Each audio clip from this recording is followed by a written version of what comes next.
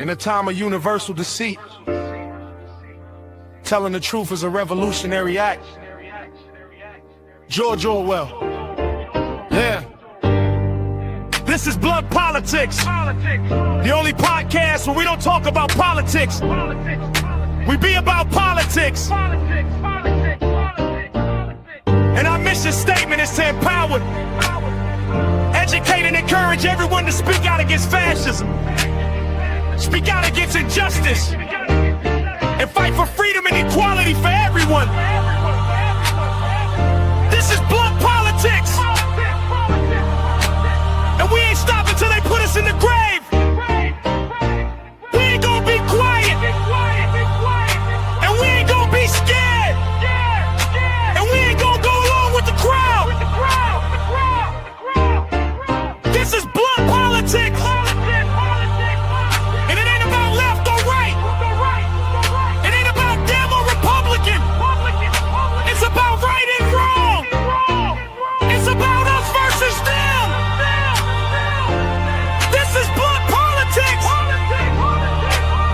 All right, what's happening, guys? What's going on? Let's get right into it. What's going on? We got a whole new crew to say hi to, I believe. If everything went right, if everything's going right, we should be live on Substack as well today. So what's up, Facebook? What's up, YouTube? What's up, Twitch? What's up, Instagram? What's up, Substack?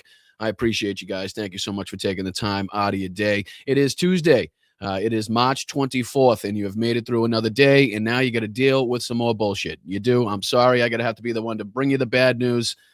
But unfortunately, that is the reality that we see ourselves in right now. So if you guys could filter in, hit that like button, whatever platform you guys may be watching from, hit the thumbs up, subscribe, follow, whatever it is, it would be a big help because we got a lot to talk about today, a lot to discuss. Before we get into all of what we're discussing, what do you say we say hi to the fabulous chat, the people that keep us running here at Blunt Politics? What's going on, guys? How are you?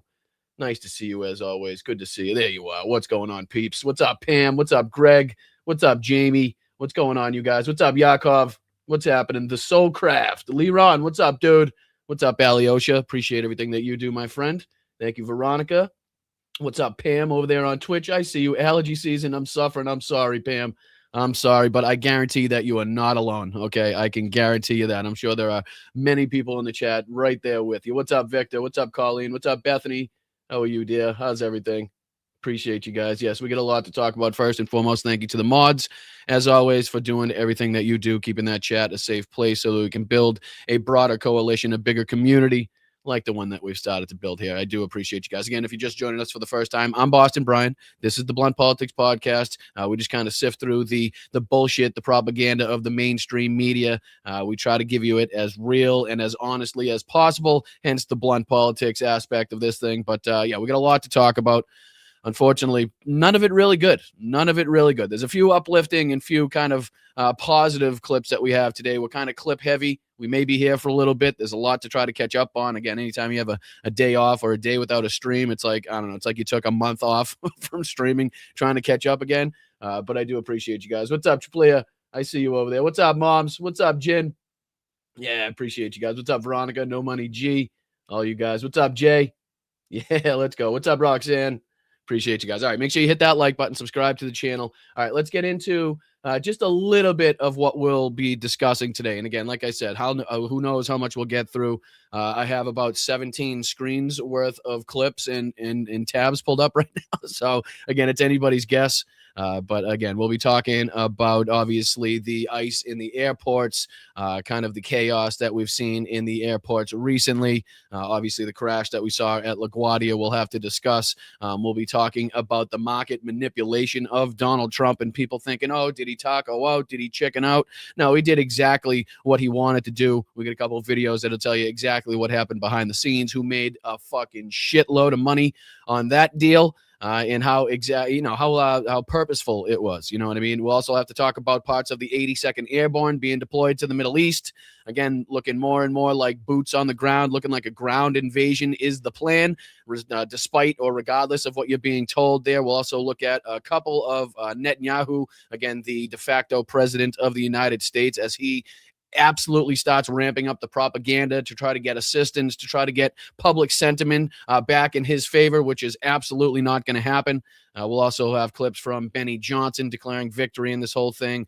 Nick Fuentes, I believe, ripped into Donald Trump once more as being, I think, not to quote him, but the most corrupt administration in the history of this country, or along those lines. We also have clips from James O'Brien at LBC. We got a million things to talk about today, a million things, whether or not again, boots on the ground at Cog Island and what a disastrous, thing that would be, and what the retaliations from that would be, and how it would not, again, I don't want to go too deeply into the Lindsey Graham and his statements and bringing up and referencing like Iwo Jima, again, knowing the World War II aspects, and how I kind of, and try to relate everything back to that as much as possible, considering the one-to-one connections. But it's just ridiculous for him to bring up that situation. So we'll be diving into a couple clips of that as well. All right, let's get into it. First and foremost, thank you everybody for being here. I do want to just let everybody know that if you, if you have a buck or two, if you're in the financial position to do so, there's a few different ways in which you can contribute to the show. We try to do things the right way here. We have no sponsors, financial backers. We don't sell you products that, were sent to us last night, but we're going to tell you we've been using for the last, 10 years and it changed my life, nothing like that. So we try to do things the right way, basically based off of the benefit given to you, the viewer of this, and in the position that you're in. So there's a Venmo up here in the corner. If you can kick in a buck or two to the show, that's all I ask for. Anything above and beyond that's 100% up to you guys. I know we're all in a tough situation right now financially. We're just trying to do everything we can to make this a viable endeavor right now. So again, there's many ways in which you can contribute. The Patreon at patreon.com/Boston Brian. You can sign up for a YouTube membership just underneath me. It's less than a gallon of gas right now for a month. For you to have a membership for a month. You can also gift memberships in the chat. You can do super stickers. You can do super chats, the whole 9 yards. So again, self-promotional bullshit. One more thing before I forget, let me throw this on the screen too, because per popular request, I know a lot of people have been asking for this. Jesus Christ, I have so many things pulled up today. Let me see here. Which one is it? It is, right here. Let me throw this one on the screen. I'm gonna lose all those tabs. I know I am at some point today. I have so many pulled up, but a lot of people have been asking, and a lot of people are gonna get it. If you go over to bostonbrian.com, you can also now go over to the Blunt Politics shop. And once again, the merch shop is open right now. It is kind of in its early stages, so I think there's a few different T-shirt designs on there. We're going to be adding hats and mugs and stickers and stuff like that. So again, just a way to try to make this show viable, to try to keep this thing going, to try to do it the right way, where again, we're not taking money from outside sources. No one can sway my opinions. Nobody can sway what I can and cannot talk about. Again, this is done in-house. Everything is in-house.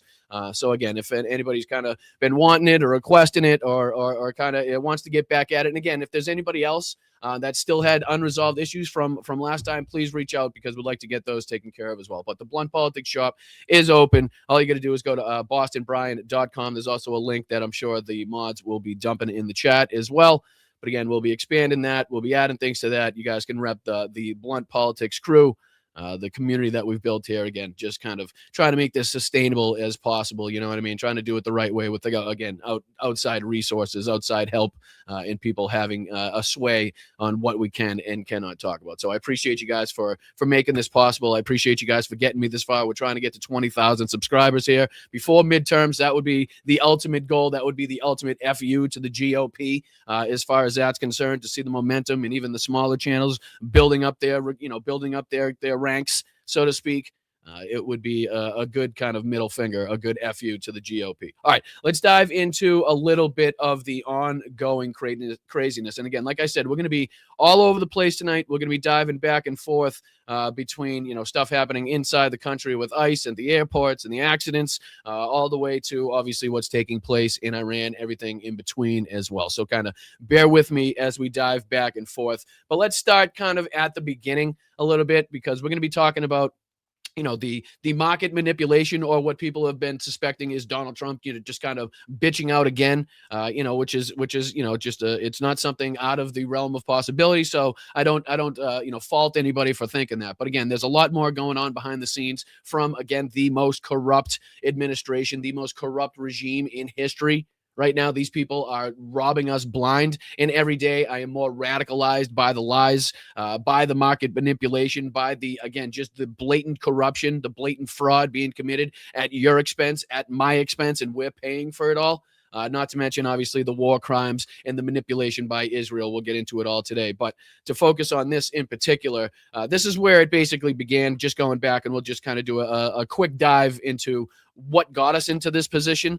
This is Donald Trump's threat, again, seemingly backing the United States into a corner by putting a timeline on whether or not Iran was going to open the Strait of Hormuz, something that every expert on the fucking planet said was not going to happen. It would basically be saying, okay, it would basically be like the Iranians saying, come take my weapons and also continue to bomb us, and then you can take control of our military and government as well, because that's kind of their one key aspect that they have left. Right, that's the stranglehold that they have in the world is the Strait of Hormuz. And obviously, if they wanted to kind of expand that, we've talked about in depth the other straits and the other geographical spots that, their proxies, the Houthis, could also take control of if they really wanted to put a stranglehold on world shipping even further. But this is, again, the threat Trump put out a couple days ago, giving them the 48 hours, yada, yada, yada, or we're going to start attacking their various power plants. Again, clear evidence of a war crime posted by the United States right there, not to mention the ridiculousness of now having to either follow through on that or to come out with some excuse. Well, again, people are suspecting that the excuse that he came out with, which was the post here, I think it was this post, everybody's talking about, where he says he's pleased to report that the United States of America and the country of Iran have had, over the last 2 days, very good and productive conversations regarding a complete and total resolution of our hostilities in the Middle East. Again, something that the Iranians came out right away and said was absolute horseshit. And I think has since been reported that the United States did in fact send over kind of a so-called list of demands, or some sort of 15-point plan. If I'm not getting that mistaken, if I'm not mistaken on that one. But again, that is not evidence of talks, ongoing negotiations. That is just the most secondary bullshit you could think of to try to back what you were saying were active negotiations. All right, we got to do something here right now, okay? We got to somehow prove that we were having some communications with these people. So, I don't know, put together some 15-point plan. We'll fax it over to them. They can say they got it, and then, we can at least establish that there were some communications. That's what's fucking going on here, okay? Because even the Iranians are coming out and saying, yes, we did receive this, but, again, it's being reviewed, and, it's kind of the same plan that we kind of received the last time that they sent something over. So really not much has changed.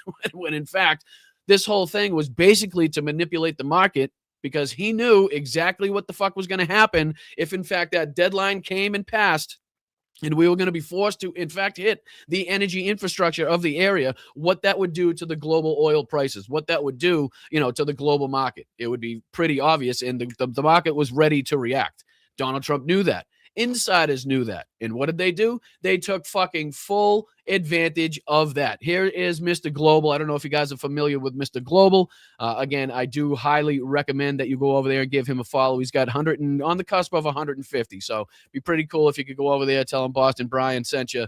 We could get him to 150,000 subscribers again. As Hal says, a rising tide lifts all boats. So again, the more that we could help these people that are helping us with substantial and factual information, the better off we're going to be. So he's been somebody that's been consistently posting about the bullshit, not only spewed by the Trump administration, but also the oil industry and what was really going to take place and what might be taking place behind the scenes. Well, here he is with a short video. This is only about 3 minutes. So again, don't get your panties in a bunch. This is Trump's 48-hour ultimatum was all part of a scam, not a taco. So this is not Trump bitching out, or again, it may be a little bit of both, right? Again, I'm not kind of out of the camp of saying it could be a little bit of both in this regard. Like this was the out given to him. But again, we'll let Mr. Global do it because he's very, very good at explaining this stuff. So again, he's an oil expert, worked in the oil industry. Not exactly sure what his current title is, but I do know he's got substantial knowledge on the insights and the inside tradings of what goes on in the oil industry. So again, here's Mr. Global. Let's just see what he's got to say. What's his take on this and what happened with the market? Who made a buku amount of money on this because they knew what was going to take place, and why Donald Trump came out with this statement when he came out with this statement. All right, let's dive into it. Listen, Donald Trump did not taco on the 48-hour ultimatum. It was never a thing to begin with. That was the first piece of the scam that was the market manipulation that went on this morning. I understand people think he tacoed. He didn't. It was part of the plan. After Donald Trump's 48-hour ultimatum, oil prices were set to increase drastically today, as by this evening, we were supposed to be taking out a lot of Iran's electric infrastructure, which would be a huge escalation and, of course, result in a response from them hitting a lot of oil infrastructure. This was all part of the plan. And then Donald Trump early this morning comes out and says, we've been talking to Iran. We think we have a deal. Going to give it 5 more days. It looks like we're going to end this war. That was a complete lie.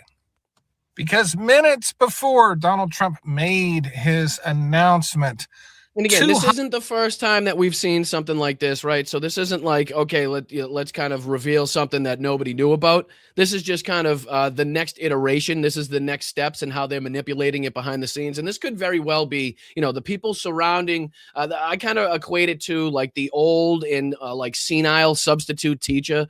And like how the people and the bullies in the class would take advantage of that, obviously. Like, I feel like we got a lot of that going on. Like, Donald Trump is the old senile substitute teacher that everybody around him is using for their fucking benefit and kind of manipulating so that they could do this and make money off of this and get this power and use this jet to go here, whatever it may be. Like, they're just fucking manipulating the shit out of this guy. And again, not to say that he's not going along with it happily, to get the kickbacks and to make the money that he's making off it. Absolutely. But again, he's also in the background being like, again, we continue to bring up the Macron handshake that Hal talks about. Like, his people are doing the same fucking thing. Like, these same people, the Stephen Millers and the rest of these assholes surrounding him, are definitely manipulating him the same way that they see these world leaders manipulating him. Again, I don't know to what benefit, I don't know to what outcome, obviously, but they obviously have to maintain relations with the United States. And unfortunately, at this moment in time, he just happens to be the head representative, as much as that makes you want to fucking throw up in your mouth. But again, this isn't the first time this has happened. This market manipulation is something that we've been speculating on for basically since he got into fucking office with the tariffs and pulling the tariffs off, putting the tariffs on. And we saw the people that were making big bucks behind the scenes. Well, here's just the next iteration of what's going on. Again, just using United States servicemen and women as political pawns, as political weapons to, again, utilize or justify his market manipulation or to maintain the ability to do so. $100 million in oil futures were sold like that. Yeah, I'm going to go back to where he starts that sentence, because listen to how much here, and again, how much this is beyond what normally happens. Like, I think that's the biggest factor that we need to look at. Like, okay, this is the number, but what normally takes place? What would normally happen? What would the normal range be? And I think it was something like, I don't know, what was it, 5 to 8 times higher in this regard, if I'm not mistaken. He'll go on to talk about it. It's before Donald Trump made his announcement. $200 million in oil futures were sold like that just minutes before, and $1.5 billion in S&P futures were bought just like that. These are each single trades. And of course, since oil futures were going to drop, this is what the S&P did right upon opening. Whoever put that $1.5 billion just made a fortune. And of course, and again, this is based off of the insider knowledge that Donald Trump was going to make this statement. So again, another way in which not only is he being manipulated, not only is he being used and abused, and obviously he's making money off the back of this too, but we're also funding the bill here. We're fucking footing the bill every time. Not only with this, but his $10 billion lawsuit he's got going on against the fucking treasurer. Like, all of these things are coming at your expense, and it's fucking gotta stop. Okay, it is absolutely gotta stop. I don't know. Again, we continue to talk about this, like these waves. That at least I'll stick to myself. I won't talk or speak for anybody else, but I continue to go through these waves of like radicalization and like what exactly should be done. right? There's times where, okay, let's go through the so-called legitimate routes, and let's try to do this, through diplomacy, and let's try to do this through, the right means and the just means. And then again, there's times where I wake up and say, okay, fuck it. Okay. Like, unfortunately, we got to bring some pallets into some fucking city squares, and we got to fucking set them bitches on fire, and we got to make sure that the shit can't fucking continue to happen like this. Right. Like, we need to make sure how it can be done safely and at the least expense to the community. But unfortunately, sometimes I wake up and I'm just like, fuck it. Okay. Like, this shit's got to stop. We can't continue to look at the same fucking people that voted to nominate the assholes that are making these decisions.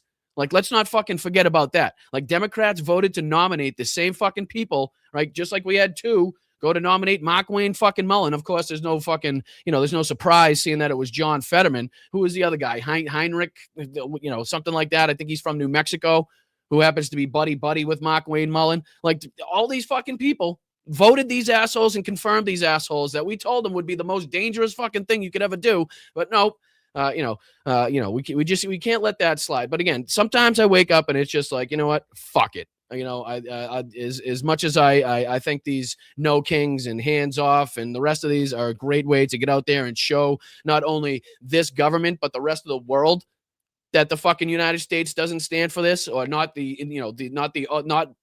whole United States doesn't stand for this. Right. Excuse me. But at some point it's like, it's not enough.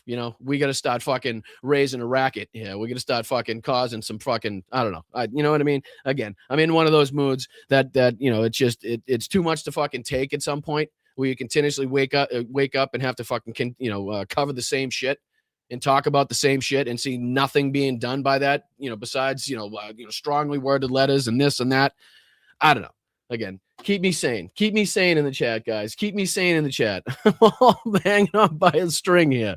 I'm hanging on by a string. Years of watching, drone footage and covering war tactics and body counts and, adding another one and obviously covering Trump for the last 10 plus years. Like, it takes a toll, for Christ's sakes. It takes a toll. It does. So, I go through these waves where it's just like, sometimes it's just like, I don't know, burn it down, burn it the fuck down. All right, let's dive back into it before I get myself in trouble. Whoever made the oil trade as well made a fortune. This entire thing was a market manipulation to enrich billionaires and make them even richer. They are literally using the lives of our service personnel to enrich themselves by manipulating the market. There was never This is just a big fucking game to them, okay? Where thousands of innocent people are being slaughtered, okay? War crimes are being committed almost daily.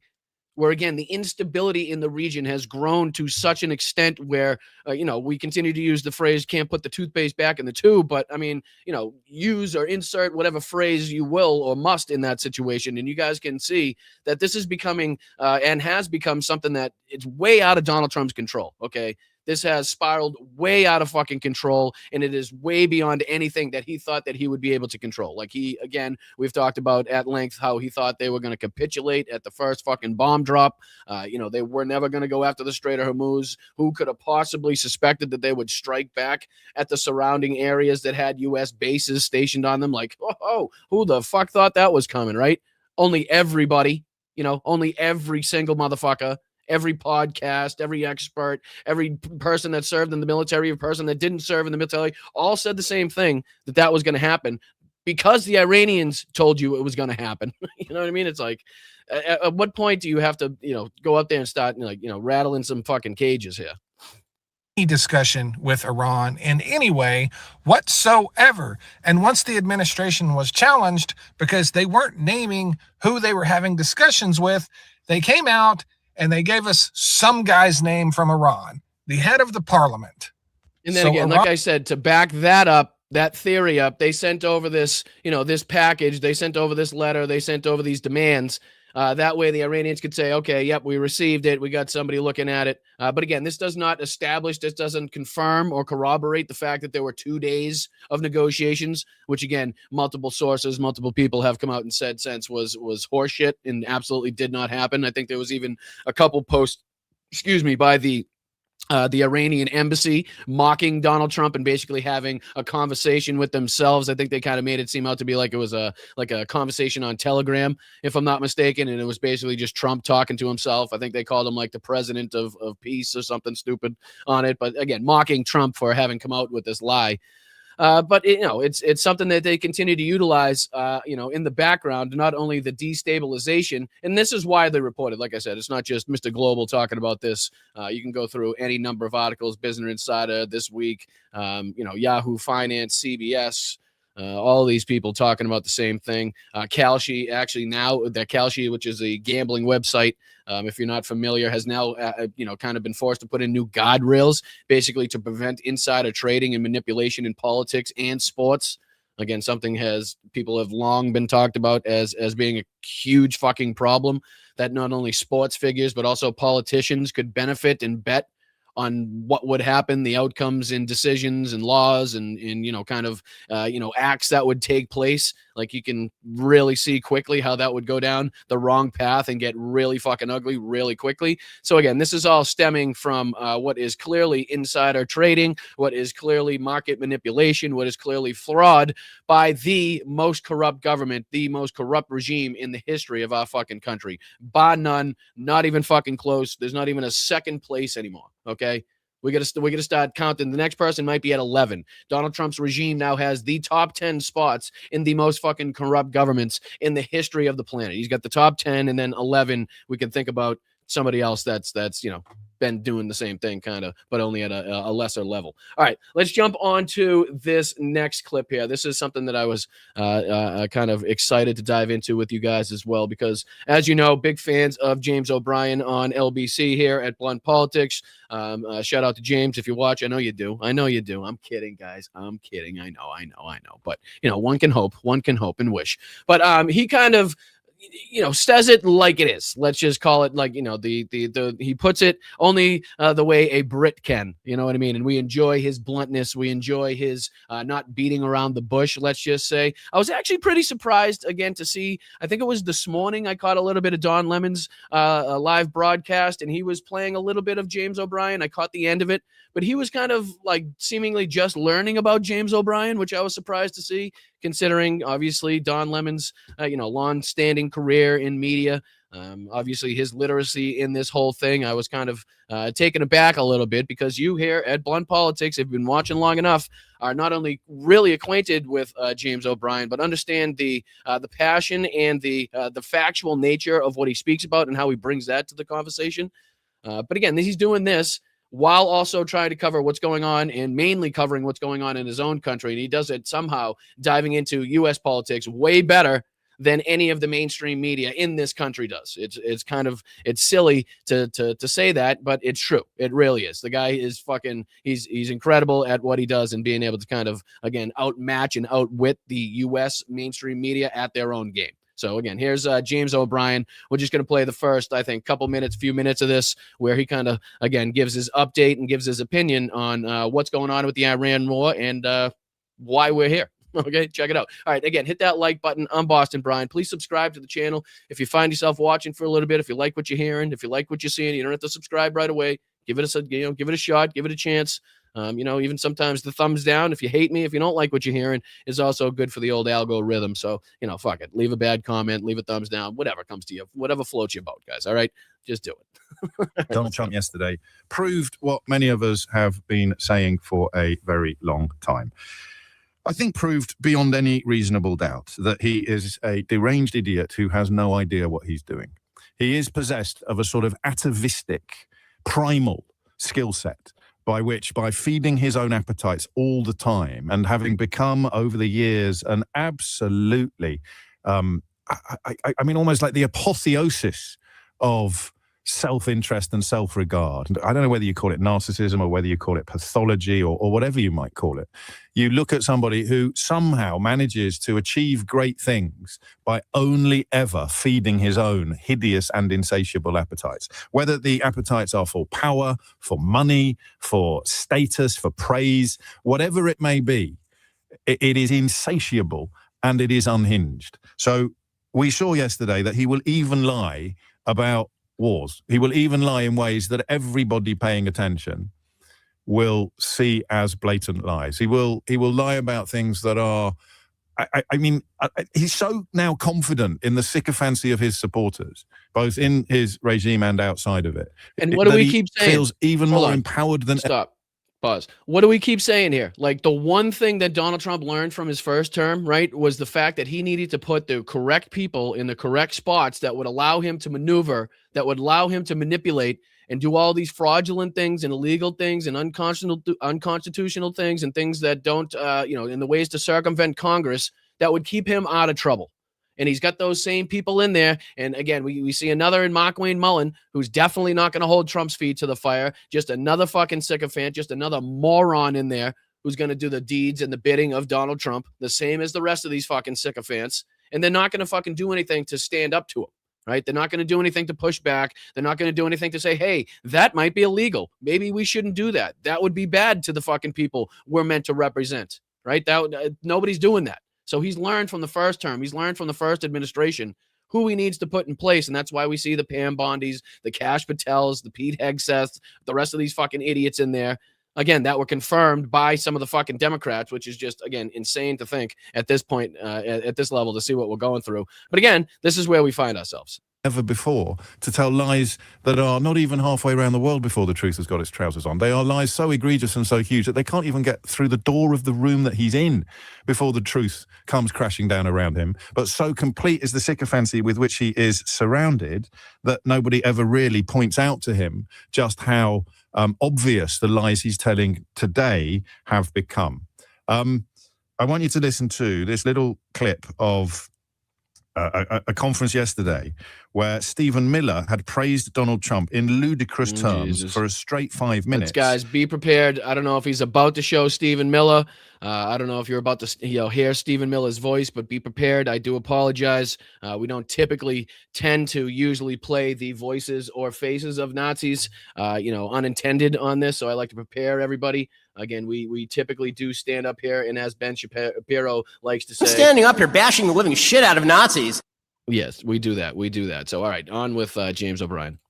At which point he turns to Kash Patel, who runs the FBI, and literally says to him, so, Kash, see if you can top that. That's a tough one, Kash. So, Kash, see if you can top that. Oh, this is the North Korea moment. Okay, this is the utter sycophancy North Korea moment where basically Pete Hegseth was up there slobbing on Donald Trump's little mushroom pecker for about 15 minutes, and then basically what Donald Trump said was, "Hey, Kash, can you do any better, sweetheart?" Okay, that's basically what's happening here, and Kash Patel got the message. Because he got right on his knees. He started drooling immediately, frothing at the mouth. He couldn't really see very clearly where he was aimed. It's a small target. Plus, we know Kash has them, problems that we know about. But again, here he is doing his best Pete Hegseth cleanup job.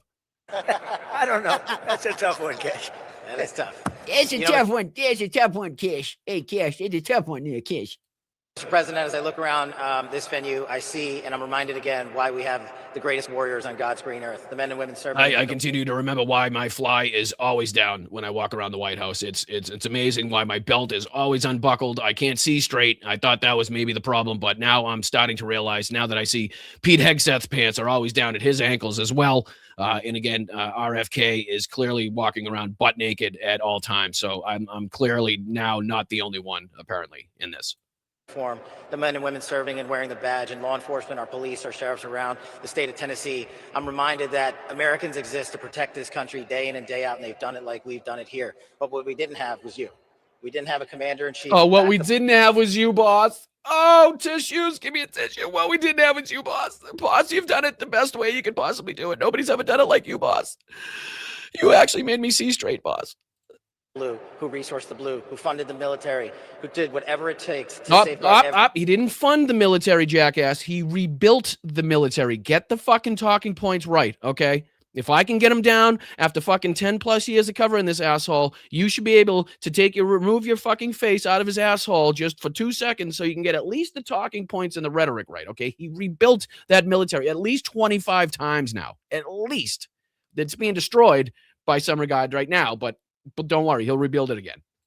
every single life. And here in Memphis, Tennessee, you have put on a show for the world. You have allowed us to go out there and capture gangbangers, rapists, murderers, drug dealers at record. Just not the one, just not any. Well, again, it's tough. It's funny how he says that, and you know, none of the people seemingly that he's rounded up so far fit any of those categories. I'm sure to some degree, but you know, the overwhelming majority, the overwhelming percentage of people that they've somehow managed to round up, again, in their little excursions that they've had inside the United States, let's just say, have none or minimal criminal records, obviously. So again, the fact that he's, I don't know, hiding the people in the Epstein files, the real criminals, the real sex traffickers, in this regard, and the fact that he's sitting about, I don't know, what do you say, 7 feet away from the guy that's responsible for most of those, seemingly, considering the fact how hard this government has now worked to remove his name from these files, to remove him from any accountability or justice to be seen from this whatsoever. One can only assume, like we always continue to say, it's more like the Donald Trump files with like a couple references to Jeffrey Epstein at this point, right? And that's just what it is. That's just factual. I mean, when you reference more than fucking Jesus Christ is in the Bible, I mean, we got to start changing some titles, okay? Historic levels. And for me, a first-generation Indian-American kid whose parents fled a genocide in East Africa to become the 9th director of the FBI, I'm living the wildest dream you could possibly imagine. It is wild. It is wild to flee one genocide only to work for a government that's now actively helping and supporting Israel in their genocidal beliefs. And not only that, working alongside them. Like dropping our own shit with our own planes now. Isn't that fucking wild? Like, that's a twist. Like, isn't that a twist? Like, that's a bigger twist than Marjorie Taylor Greene being on the outskirts of MAGA at that point. Like, fucking, hey, didn't see that one coming, did you? Did you have that one in your cross-eyed bingo card there? Cash? I didn't see it. Oh, boy. So we have a little listen to just how impressive a character this man that Kash Patel is talking about truly is. Thank you. What about the Strait of Hormuz? Who's going to be in control of that? That'll be opened very soon if this works. How soon? And again, this is where we are now. I believe this was this not this morning or yesterday morning? Forgive me if I'm mixing these up now. Like I said, it's tough to keep track of all this shit, but this is kind of where we are now, where not only is he's basically saying that Iran's ready to capitulate again, and they're going to have joint control over the strait, not the United States and Iran. No. Donald Trump specifically, in particular, with, you know, whoever is the next Ayatollah, because again, we're not willing to recognize again the Ayatollah's son, or again, we're just going to create instability or get somebody else shot, and we're just going to get their name out there so that Israel could target them. I'm not sure. I'm really not sure at this point. I couldn't tell you. And who's in control of it? Will Iran still be able to control the flow of oil? And again, in case you can't hear, who's going to control it? Who's going to have control of it? Is Iran like they are right now, and, you know, allowing whatever ships and countries that they have deals with to pass through, just not the United States? You know what I mean at this point? Or what's going to happen here? And listen to Trump's response. Be jointly controlled. Joint. By who? Maybe me. Jointly controlled by maybe me. What? I'm sorry, who? And where's the other joint in that? Are you just smoking joints at this point? Or and then he goes, and then he remembers, he's like, ah, shit, yeah, joint does mean another person, so I should probably reference somebody, but I don't know who I'm going to reference, because everybody I was going to reference apparently has been killed by either us or Israel, so none of those names. And again, if I do name anybody that is apparently still alive, the Iranian regime's definitely going to target that son of a bitch, so he won't be alive long. Not only that, but we can't be trusted that, you know, it can't be trusted that Israel wouldn't then target that person for not so they couldn't have the ability to work with the United States. So he's kind of backed into a corner here. So he's like, you know, just whoever the next dude is, I guess.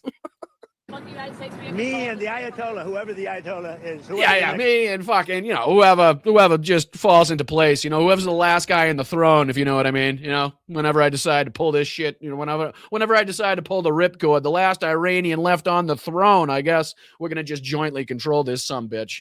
Like, this is where we are. Like, what in the fuck is going on at this point? This is why I go through these swings, these periods of like, okay, something's got to be smoking. Something's going to start smoking. Let's do it as you know, let's do it as easy as possible. I don't know. Does anybody have any like shitty cars, right? Does anybody own like an abandoned car lot, right? And we could just start pile them bitches up in front of somewhere, again, where it's not like any destruction to any current property or anything like that. You know what I mean? We could just kind of, you know, pallets. Anybody got a pallet company? Something. Fucking something. Anything. And I go through these swings. I do. I go through these swings. I do. And I appreciate you guys for, at some level, keeping me sane in this regard. But yeah, this is where we're at. Trump is now calling, again, victory, apparently, and joint control with somebody, again, whoever ends up being the Ayatollah. And Israel doesn't apparently take out before they can get there.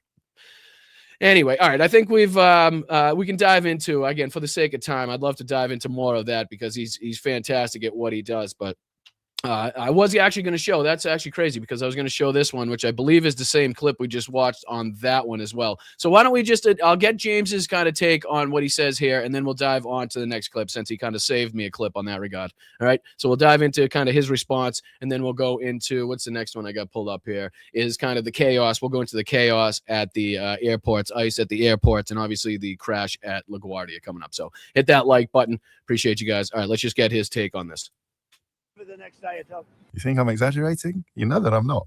That's the President of the United States of America trying to cover up the fact that he was lying through his teeth yesterday about negotiations with Iran that haven't even taken place, but which he was forced to resile from because Iran didn't respond to the deadline he set for them to reopen the Strait of Hormuz that is not yet reopened. Now, again, I concede I do have it sped up just a little bit, but that is the quickest and most concise kind of summary of the bullshit coming from this that I've heard thus far, way more than CNN, MSNBC, whatever he fucking calls those stations, right? Anybody in the mainstream media here in the United States, that is kind of the most plain and clear representation of again, a clear summary of what's taking place right now, just in those, whatever, well, that was 7 seconds. I know, like I said, I have it sped up a little bit to try to get through more of these clips, but again, you guys get the gist. He's spot on in everything that he's determining in this factor. And again, it kind of lines up with a lot of what you're hearing on Blunt Politics. Just to say, I'm not saying we're on the same level or anything, but you do have some benefit. There is some, signs, some examples where it's like, I do have a reason. There is purpose in watching, Boston Brian over there at Blunt Politics, not only the beautiful community that we've built, but also the stuff that we hear about. Maybe we hear that before we hear it from some of the bigger channels or some of the more mainstream platforms out there. So you have a little bit of insight early on there. Not saying all the time, but sometimes we kind of, we hit the nail with the hammer here. All right, let's dive into some of the chaos that we've seen recently at the airports. I don't know if anybody's had the displeasure or misfortune of having to travel in the last week or so. Again, I think there was some 14 or 15 different airports that ICE was, distributed to, I should say, but also the TSA problems, the lack of funding there, even though we have Kennedy. We have a couple clips here from Kennedy going on Fox News to basically tear down everything that the Republicans have been saying, their little blame Democrats campaign that they've been on. I'm sure you've seen it on either social media or some of the clips that have been played there. But, people going around and Benny Johnson going around to different airports and telling them to, fucking blame Democrats. Elon's going to pay your salary and all this horse shit. We've obviously seen what took place at LaGuardia and what, the lack of staff and what, people trying to, multi fucking task in this position, in these dangerous spots, in these very critical, positions that we need to make sure that lots of lives land and take off and get around the airport safely. When we're short-staffed in those regards, when people are overworked, when people are not getting paid and they don't give a fuck that much, it's hard to give a fuck about your job, no matter what it is, if you're doing it for free. You know what I mean? I'm sure you can put that in perspective. But all right, let's dive into this first clip here. This is the chaos that we've seen kind of erupt so far. This is one of the clips that was coming out basically from the moment ICE was deployed. This is, I believe, at the San Francisco airport, and this is exactly what you thought was going to come from this. And just the example here of that. What's your name? Can show the badge. Where's the badge? Where's your bag? And again, you'll hear people in the background consistently asking, where's your badge? These people in no way, shape, or fucking form look like law enforcement, look like federal agents. My instructions in this fucking position would be to punch anybody square in the face that you see trying to kidnap somebody without, proper fucking ID. Without, announcing themselves as such and showing you the proper identification or being dressed, I don't know, in maybe a fucking uniform. I would say walk square up if you got the balls to do it, if you got the knowledge and the know-how to do it, and punch these motherfuckers square in the mug, okay? Because you could be saving a life. Nothing about this situation tells me that they're law enforcement, federal agents, or anything like that. I'd be kicking people in the balls. I'd be saying, get the fuck out of here. I'd be telling that lady to beat feet while I held these two down, or did anything I possibly could to make sure that this lady could get the fuck out of there. Okay? Because this isn't the shit that we're going to allow to happen in this fucking country. Okay? You're going to be out there. You're going to have proper identification. You're going to be wearing a fucking uniform if you're going to just be poaching people out of these places, right? Go fuck yourself. Okay? This isn't Germany. We're not back in the 30s. Stick it up your fucking ass, you Gestapo motherfuckers, okay? We're not going to stand by while this happens. So again, if you see anybody out there in plain clothes doing this shit, permission granted to save a human being from being kidnapped, okay? Because nothing in here is telling me that you're doing anything otherwise, as much as they want to say so. Of course, what else are you going to say? No, I am kidnapping her? Of course you're going to say you're fucking somebody else, you jackass. It fucking pisses me off here more than fucking anything. Again, listen to the people in the background. Rightly so. Can I see your badge? Can you fucking show me something? You're wearing a backpack. You look like a fucking hobo here. What's going on? How do I know what you're doing? Where you're going to take her? Fuck you. Absolutely not. Absolutely not are we going to normalize this bullshit. I don't know if that's legitimate. Can I see your badge number, sir? What is your name? What is your name? Where's your badge number? And again, I don't know what sense come of this, and I don't give a shit what sense come of this. This is not how we're going to go about doing things, okay? We're not just going to stand by and, at least people are out there recording and asking questions, but at some point, somebody's going to have to step in and stop this fucking shit, okay? Unfortunately, that's just kind of the path that we're going down. This cannot be allowed to stand. This cannot be normalized so that when, something happens and this kind of policy slips through the cracks in whatever administration, whatever takes place in the future governments in this fucking country, now all of a sudden this has become normalized. This has become mainstream. And we see this nope, absolutely fucking not. I can tell you that much. That ain't happening. And again, to talk about their blame it on the Democrats campaign as far as the long lines and the TSA not getting funded and anything like that. Here's Senator Kennedy on with Fox talking about how they already have talked about and have clear plans from the Democrats to fund everything but ICE and to keep it going, to make sure that the government, and at least this much and this portion, continues to roll, and we don't see the backups, and we don't see the crashes, and we don't see the fucking, the circumstances that we're under right now happen. Here's fucking Kennedy on with Fox News, blowing up Donald Trump's spot, blowing up the GOP's spot, like only this fucking mealy-mouthed Southern can do. All right, let's dive into it. Senator Cruz and I came up with a plan. We said, look, it's a two-step process. The Democrats have offered to open up everything but ICE. Ted and I said, okay, let's accept their offer. Okay. And then why didn't you? What happened? Did somebody tell you not to? I'm kind of smelling that somebody may have stepped in and said, don't take that deal. I wonder who that could be. At the same time, we would offer a bill for reconciliation where we don't need any Democratic votes to do whatever we wanted to do with ICE. And that way we're out of the shutdown and DHS is back open. We submitted that. Senator Thune submitted that to President Trump. As is his right. He said no. No deal. That's funny, because that's not what you guys continue to say online. That's not the message that your fucking mainstream propaganda networks continue to push as far as blame a Democrat. Oh, geez, you don't like the long lines. You don't like the delays. You don't like that your trip was canceled. Blame Democrats, even though you guys have control of fucking every aspect of the government right now, including the fucking bathrooms, for Christ's sakes, right? How much more do you need? The Supreme Court, the presidency, the fucking House, the Senate? What else do you need? You get the Pentagon, you get the FBI, you get the DOJ. What else do you need here, Chief? I'm sorry. Do we have that much control now? Now, all of a sudden, we do have a ton of things to control over here on the Democratic side. I thought we didn't. I thought you had this overwhelming majority that you were voted in by the American people, and you don't need the Democrats for anything. Now, all of a sudden, it's our fault, but you can't even control your own fucking Donald Duck motherfuckers here. And Robert, what's his name? John Kennedy? Robert? I don't know what his name is. I don't care what his name. John Kennedy, it says on the screen. I don't give a shit. He's a fucking idiot.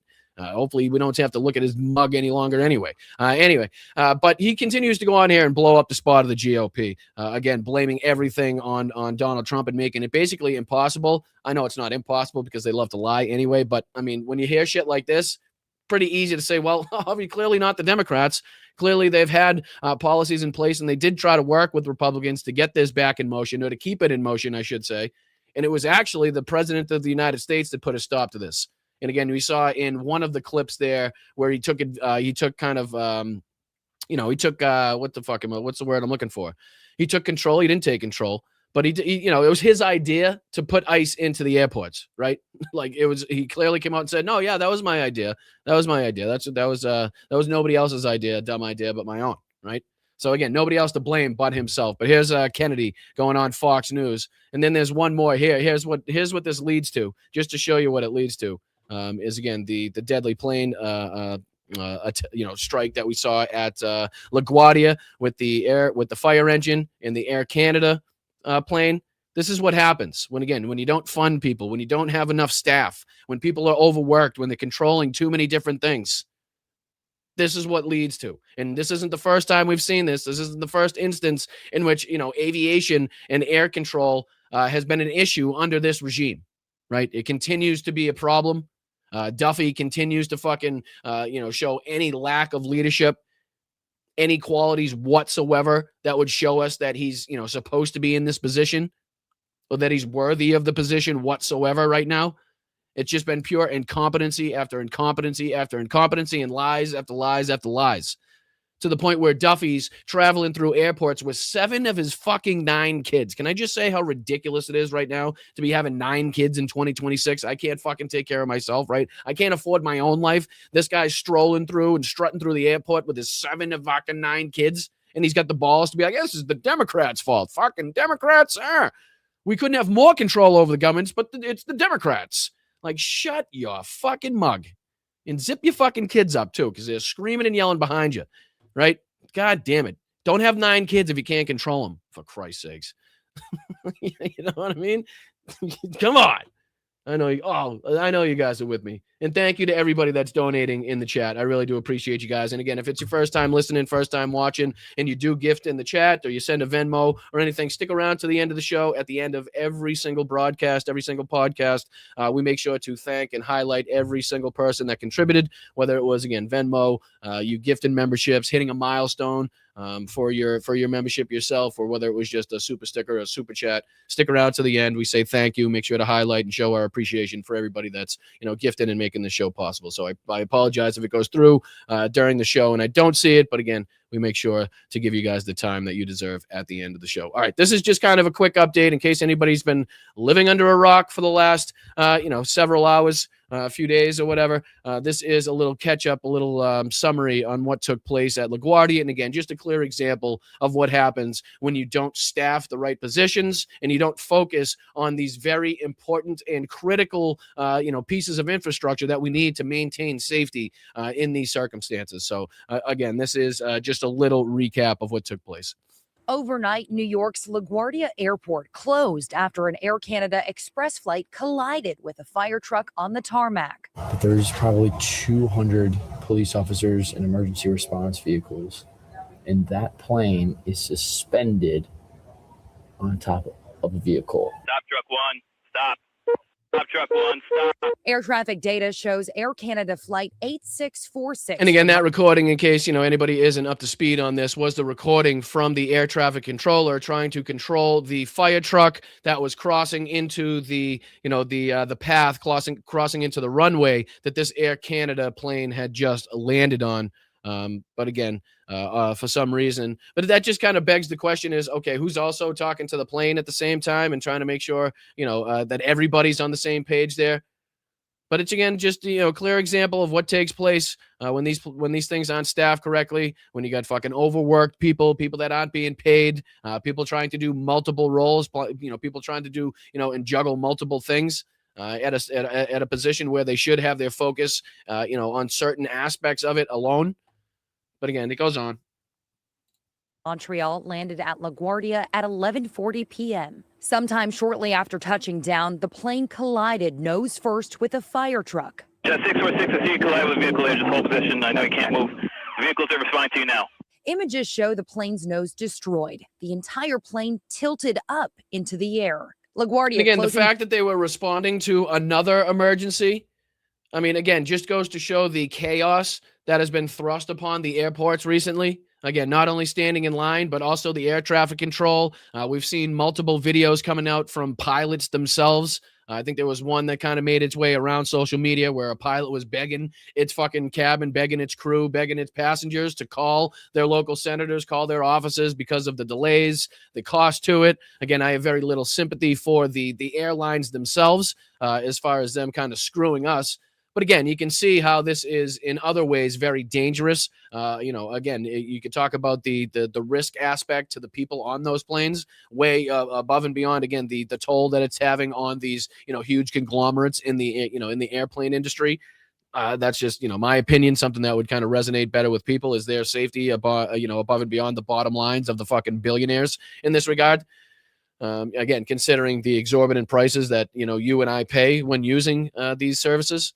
But again, this is clear example, just one example, the most recent example, we should say, of what's been taking place under the lack of leadership. And again, this is stirred on this post here from Jessica Tarlov.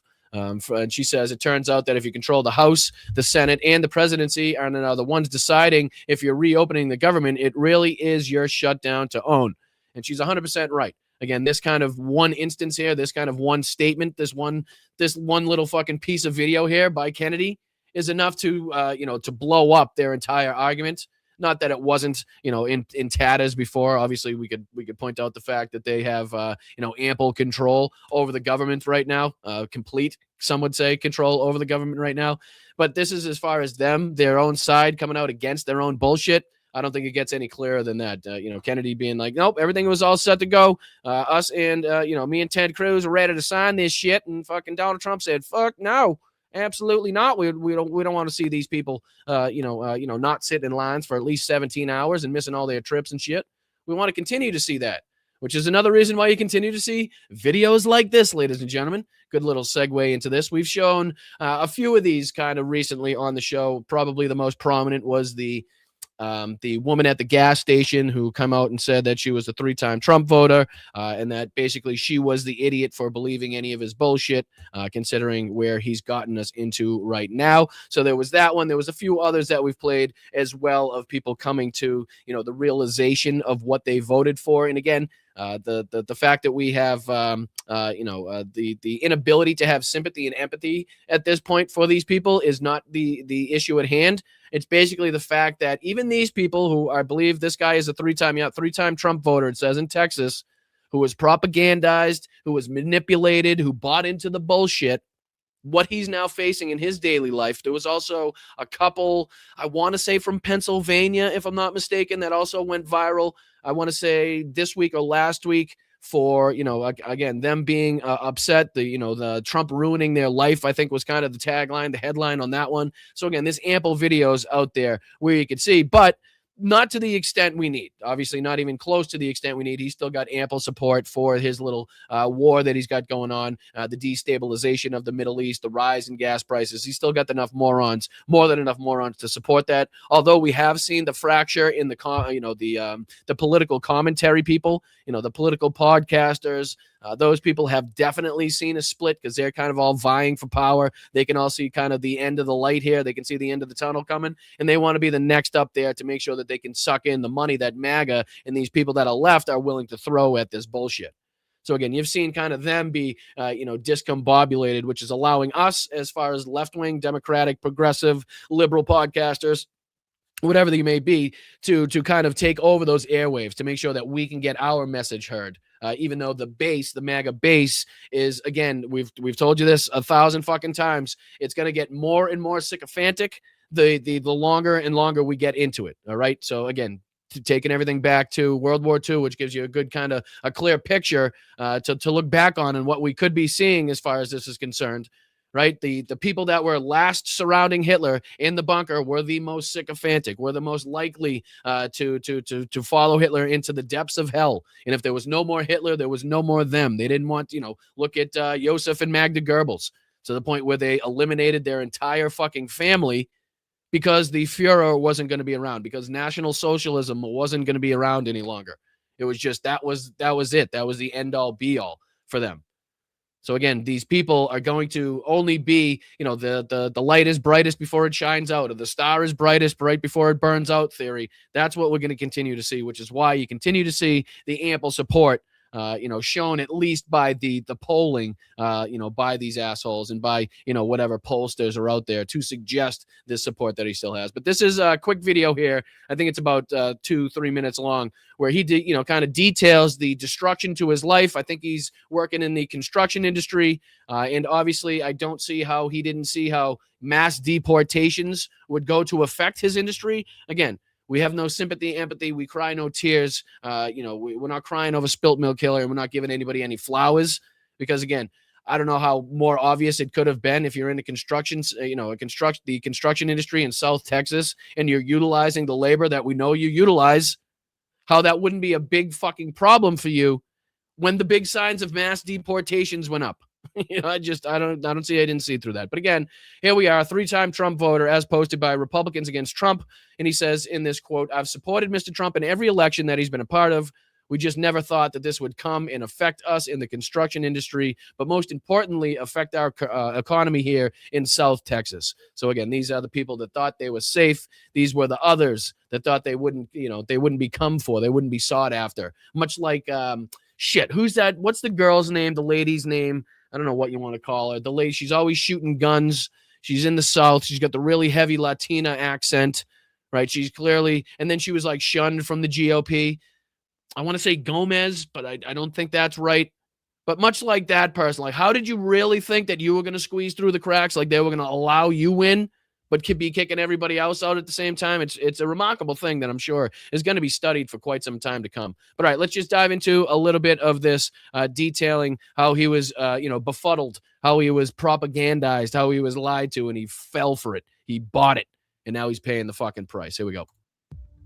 I did vote for Mr. Trump. Yes, Rox. Thank you. I thought I had Gomez right. Thank you, guys. Thank you, Karen. Appreciate you guys. Nope, not Luna. Yep, I appreciate you guys trying on that one. But it was Valentina Gomez. She's the nut job that's always shooting something or burning something. She's always talking about killing, she's always talking about nasty shit. Like she's a lunatic. And again, to the point where even the GOP has kind of shunned her from the GOP events, and they've kind of threatened her with lawsuits and shit. Like she actually thought that she was going to be accepted. Like, again, these people, I don't know where they come from. I don't know where they buy their shit. I really don't. But again, this is why we got to start getting those things out of plastics, I'm sure, because we see more and more people like this. All right, here we go. Here's a guy with a construction business down in South Texas, voted for Trump 3 times. Let's hear how he's doing. I did vote for Mr. Trump. Deporting the criminals is a great policy. These foundations are poured, ready to go, and we can't even start the construction on them. But we voted for the American dream, and unfortunately, right now, we're not seeing that. For months, federal agents have been sweeping up workers at construction sites in South Texas. ICE has raided us anywhere between 10 to 15 times. 10 to 15 fucking times. Didn't have that on his bingo card when he was signing the fucking Trump vote? No. Didn't see that one when he was in the ballot box? No. 10 to 15 fucking times. This guy's one company. Holy shit. Boy, did you fucking... Jesus. All right. Here we go. Throughout different subdivisions. Now, work sites across the Rio Grande Valley have ground to a halt. And that's got some Trump supporters in this midterm battleground changing their mind. And again, just to reiterate and to make clear, I'm laughing at the stupidity that you need to have in order to think that you will be saved. Like you will somehow find some grace. You will find this like place of solace. You'll somehow find this fucking haven that none of this shit will take part in. Like you will be removed from all of the bullshit that you voted for. So again, that don't please mistake my laughter for anything that is humorous as far as the degradation of humanity that we're seeing in these videos, because that's not the case. It's just, again, it's mind blowing to me. And I do, like we continue to say, I do think it will be studied for quite some time on how you could possibly buy into this shit, right? I know a lot of money, a lot of time, a lot of billionaires have put a lot of resources into making these people believe this shit, as far as Fox News, OAN, RSBN, Wall Street Journal, whatever right-wing outlets you could possibly think of. A lot of time and energy and money is thrown into this. And again, on some hand, it's kind of, I do find myself wanting to give them some grace. And then at other times, it's like, absolutely not. And I think it's not kind of a black and white issue. But on something like this, it's like, how the fuck? Like, you're running a fucking construction company in South Texas. Clearly, nobody even has to look to see what kind of work and help you're utilizing down there to keep the costs down, right? So, and you thought the big signs that said fucking, mass deportations, that you thought that was somehow going to be beneficial to you, or at least, in the very least, wasn't going to touch or affect you? Like, I don't understand that. I don't. These people would just show up to our job sites with no warrants. Yeah, crazy. All our workers, even the workers with proper documentation.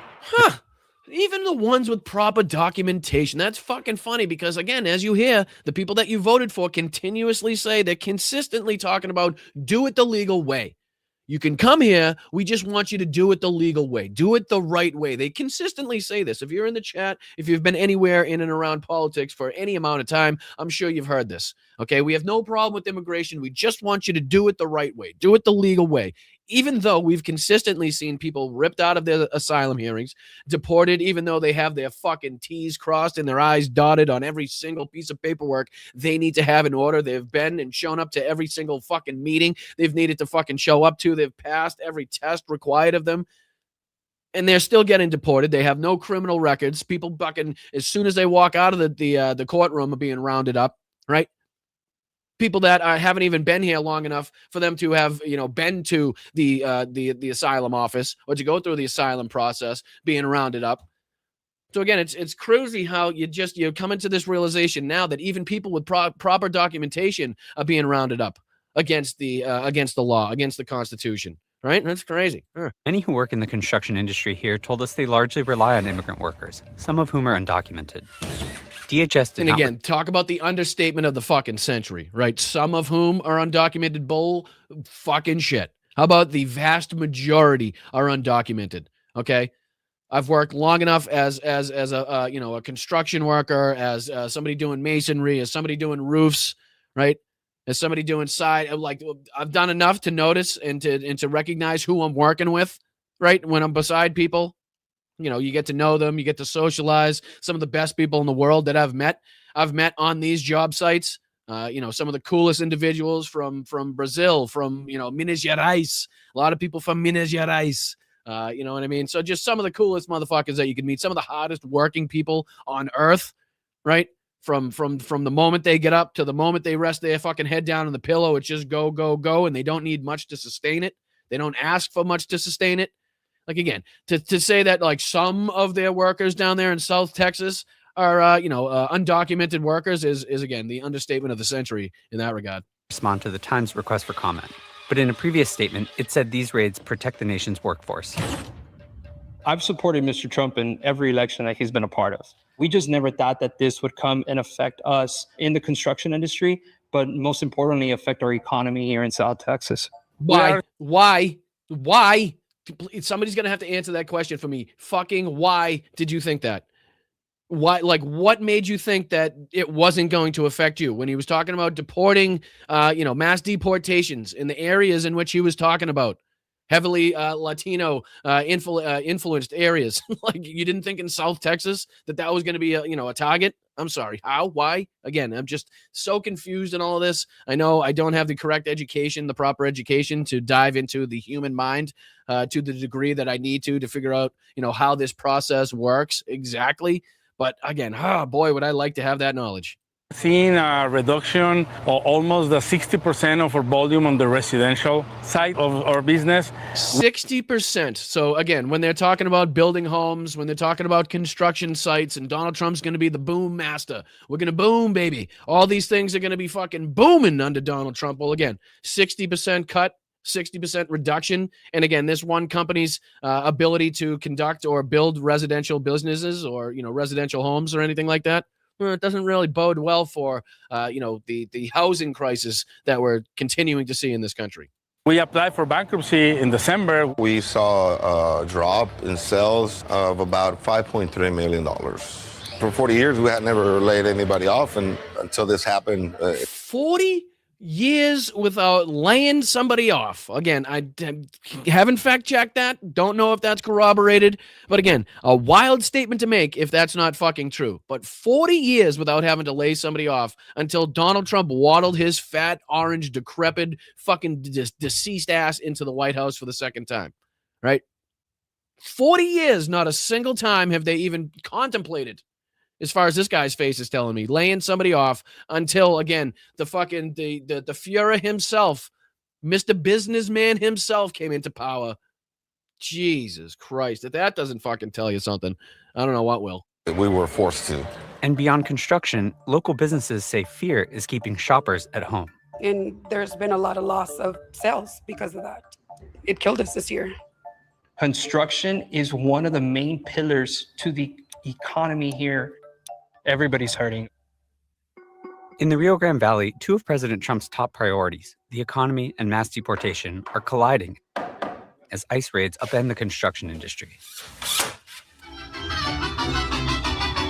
And at a parade along the U.S.-Mexico border, Democrats are trying to capitalize on voters' frustration. The economic implications are huge.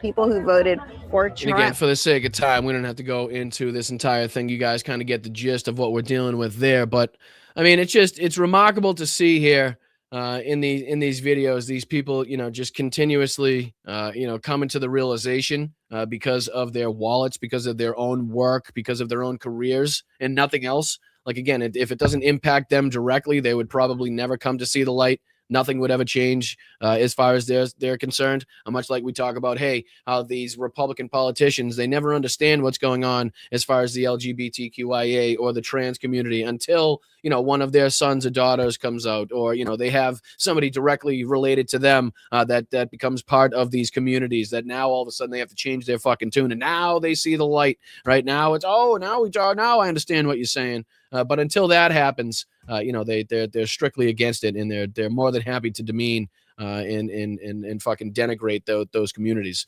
And speaking of demeaning and denigrating, why don't we go on, unfortunately, to having to cover some of the de facto president of the United States.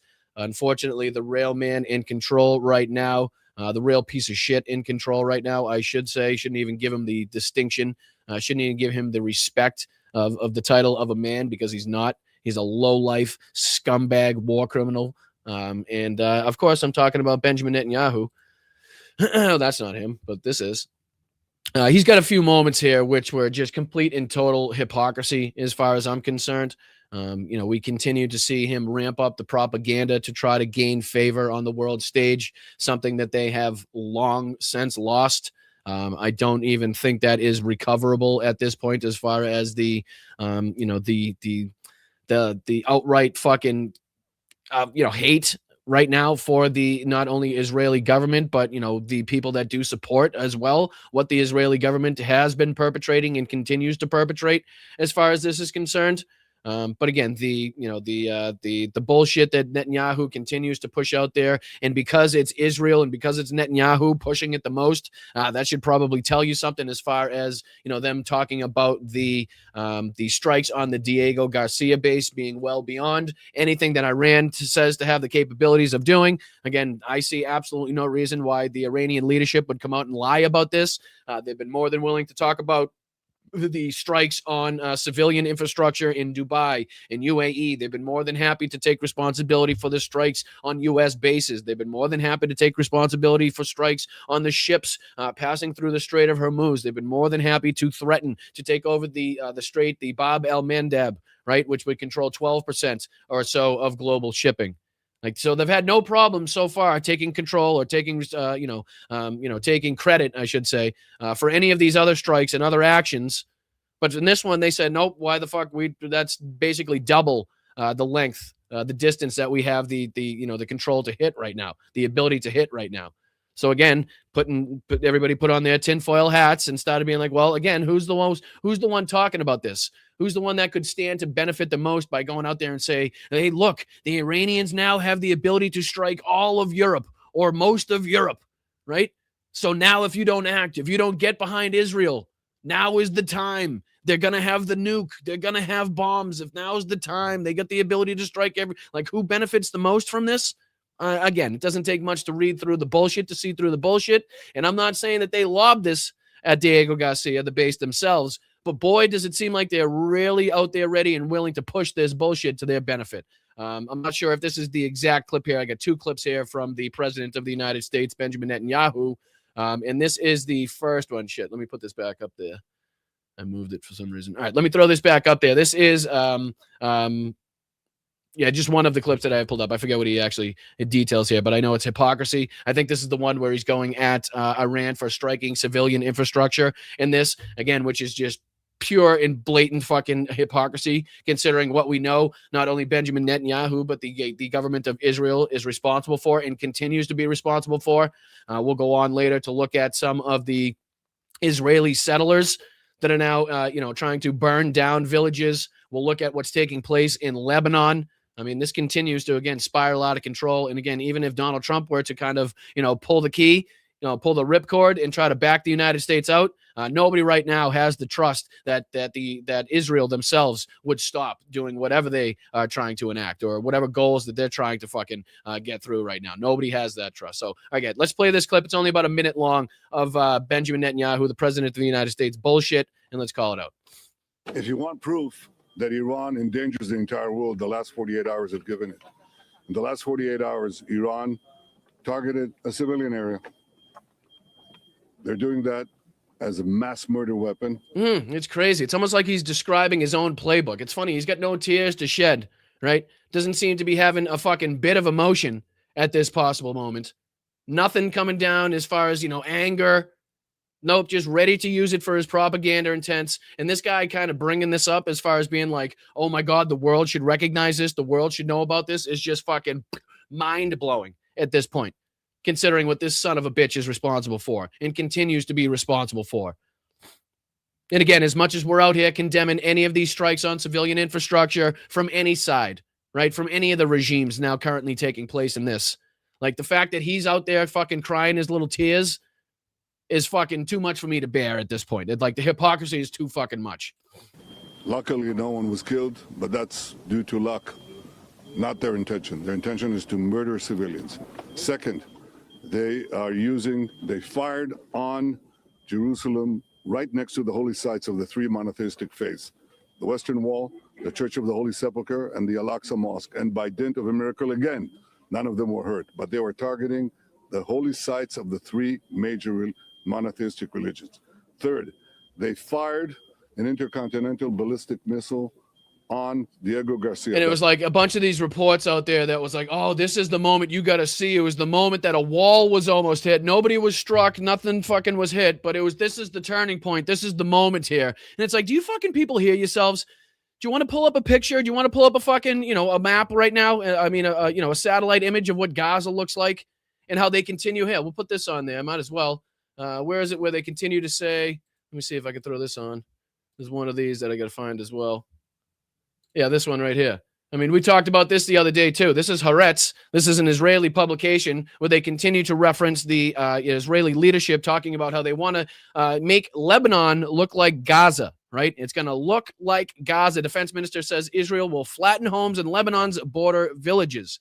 The IDF said Sunday it intends to strike the Kazmia Bridge, a key coastal highway crossing into the southern city of Tyre, which would now effectively cut off Tyre and much of southern Lebanon. My apologies if I'm mispronouncing those. But again, this is from the Israeli defense minister, Israel Katz, said Sunday that the union, that under orders from him and Prime Minister Netanyahu, the IDF will accelerate the demolition of Lebanese homes in the frontline villages along the border, in line with the model we applied in Gaza's Rafah and Beit Hanun. And again, we can all reflect on and take a look at what's happening there. Not only that, but the things still taking place now in the West Bank. I mean, might as well no better time to throw that on here. Let me see. I'll throw this one on first, and then we can take a look at that. Here's the other clip that I wanted to reference as well from the de facto president of the United States. Let me see, just to make sure you. I know. I was muted. My apologies, but you didn't miss much. I'm only going through the videos to try to figure out which one I want to play next. I don't know why it picks and chooses like when it wants me to mute. Weird. I'll figure that out later. My apologies. All right, but yeah, let's throw this one on the screen. There's another one, a bit of hypocrisy here by Netanyahu, where he's desperate to use again the launch on Diego Garcia to his benefit to try to get people on his side, to try to get the world on his side. Even though again, he should be able to recognize at this point he's well beyond, getting the public sentiment back as far as this is concerned. But here he is. Let's just play a couple minutes of this, or excuse me, it's only 2 minutes long, but let's just see if we can dive into a little bit of this. If anyone needed an explanation of why... What's up, Liberal Dan? What's up, brother? Appreciate you being here, dude. Thank you so much. What's going on, peeps? Hit that like button, everybody filter in it. Hit that like button if you could.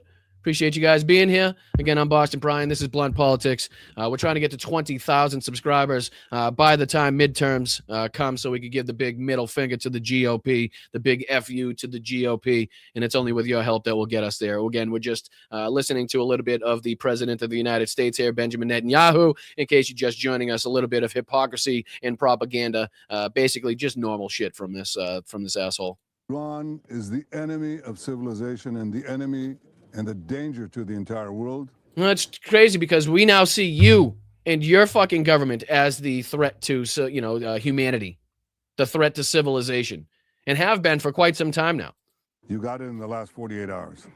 In the last 48 hours, they fired a terror weapon on civilians. Oh my God, can you imagine a country doing that? Can you honestly imagine? It's like I can't even think of a country at all that's been doing that for fucking quite some time in front of the world without fucking care, right? It's almost like we could pinpoint another country that's fucking even more capable and has been doing that for quite some time that you're just not talking about. Maybe, I don't know. You should have your finger right on it though. There's a children's nursery here. There's an old person's home here. Civilians, families, they fire terror weapons on civilians, and often they use cluster bombs, which are forbidden by international law. The second thing that they did is that they fired on Jerusalem right next to the holy places. They sent ballistic missiles that could have destroyed the Church of the Holy Sepulchre, the Al-Aqsa Mosque, and the Western Wall. The three holiest sites to the three monotheistic religions, they don't care. They're firing on everyone. The third thing they did is they fired in intercontinental ballistic missiles 4,000 kilometers right into Diego Garcia, the American-British base. They can reach now with these ballistic missiles everywhere in Europe, almost everywhere in Europe. I've been warning that for years. The fourth thing that they did... Again, utilizing to the best of his ability the fact that he could use that propaganda to make it seem like he needs everybody now on his side. Everybody now is the time that they got to jump on and jump in this fight.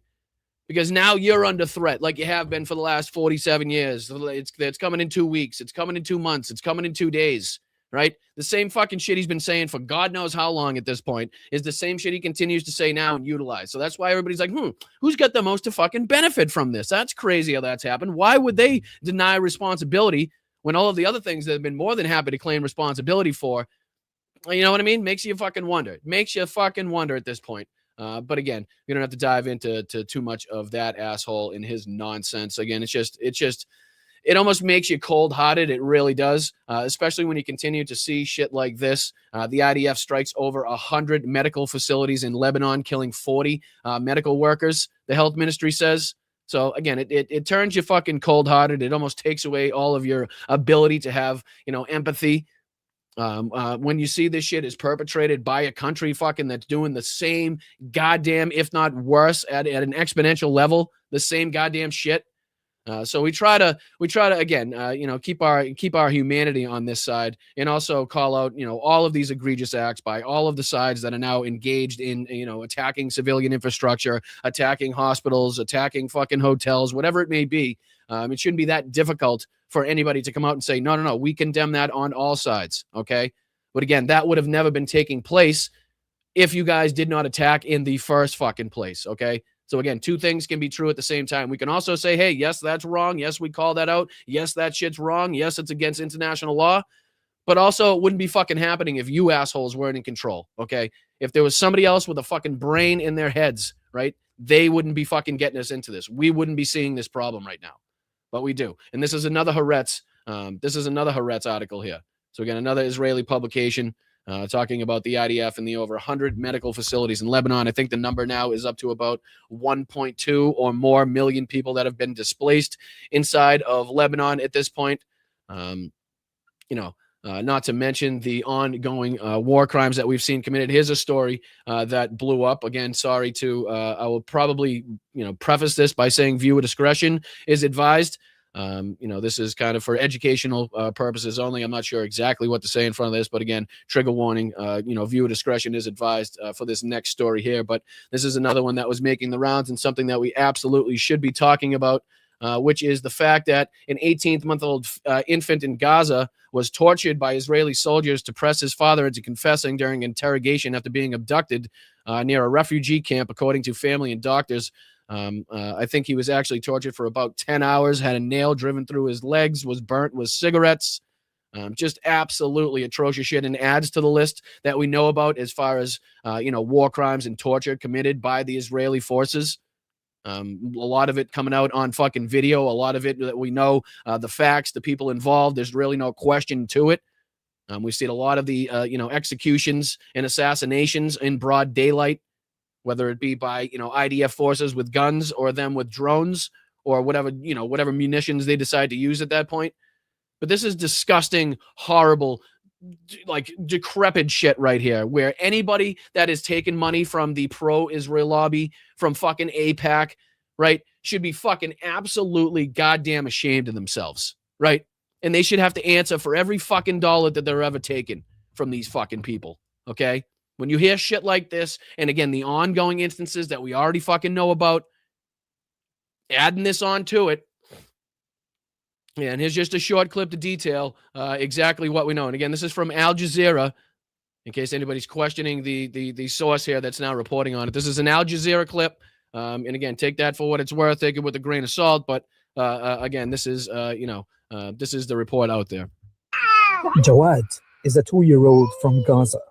Doctors believe these burns have been caused by cigarettes, and the wounds on his legs from he's literally got an entry and exit wound in his fucking leg, reportedly from the IDF driving a nail through his leg to try to pry out a confession from his father, reportedly for over 10 hours. Okay? 10 hours. An infant, a child, a baby. Object. Jawad was reunited with his family in Al-Maghazi refugee camp. Hours after witnesses say he and his father were detained by Israeli forces. His family says there was blood on his clothes. When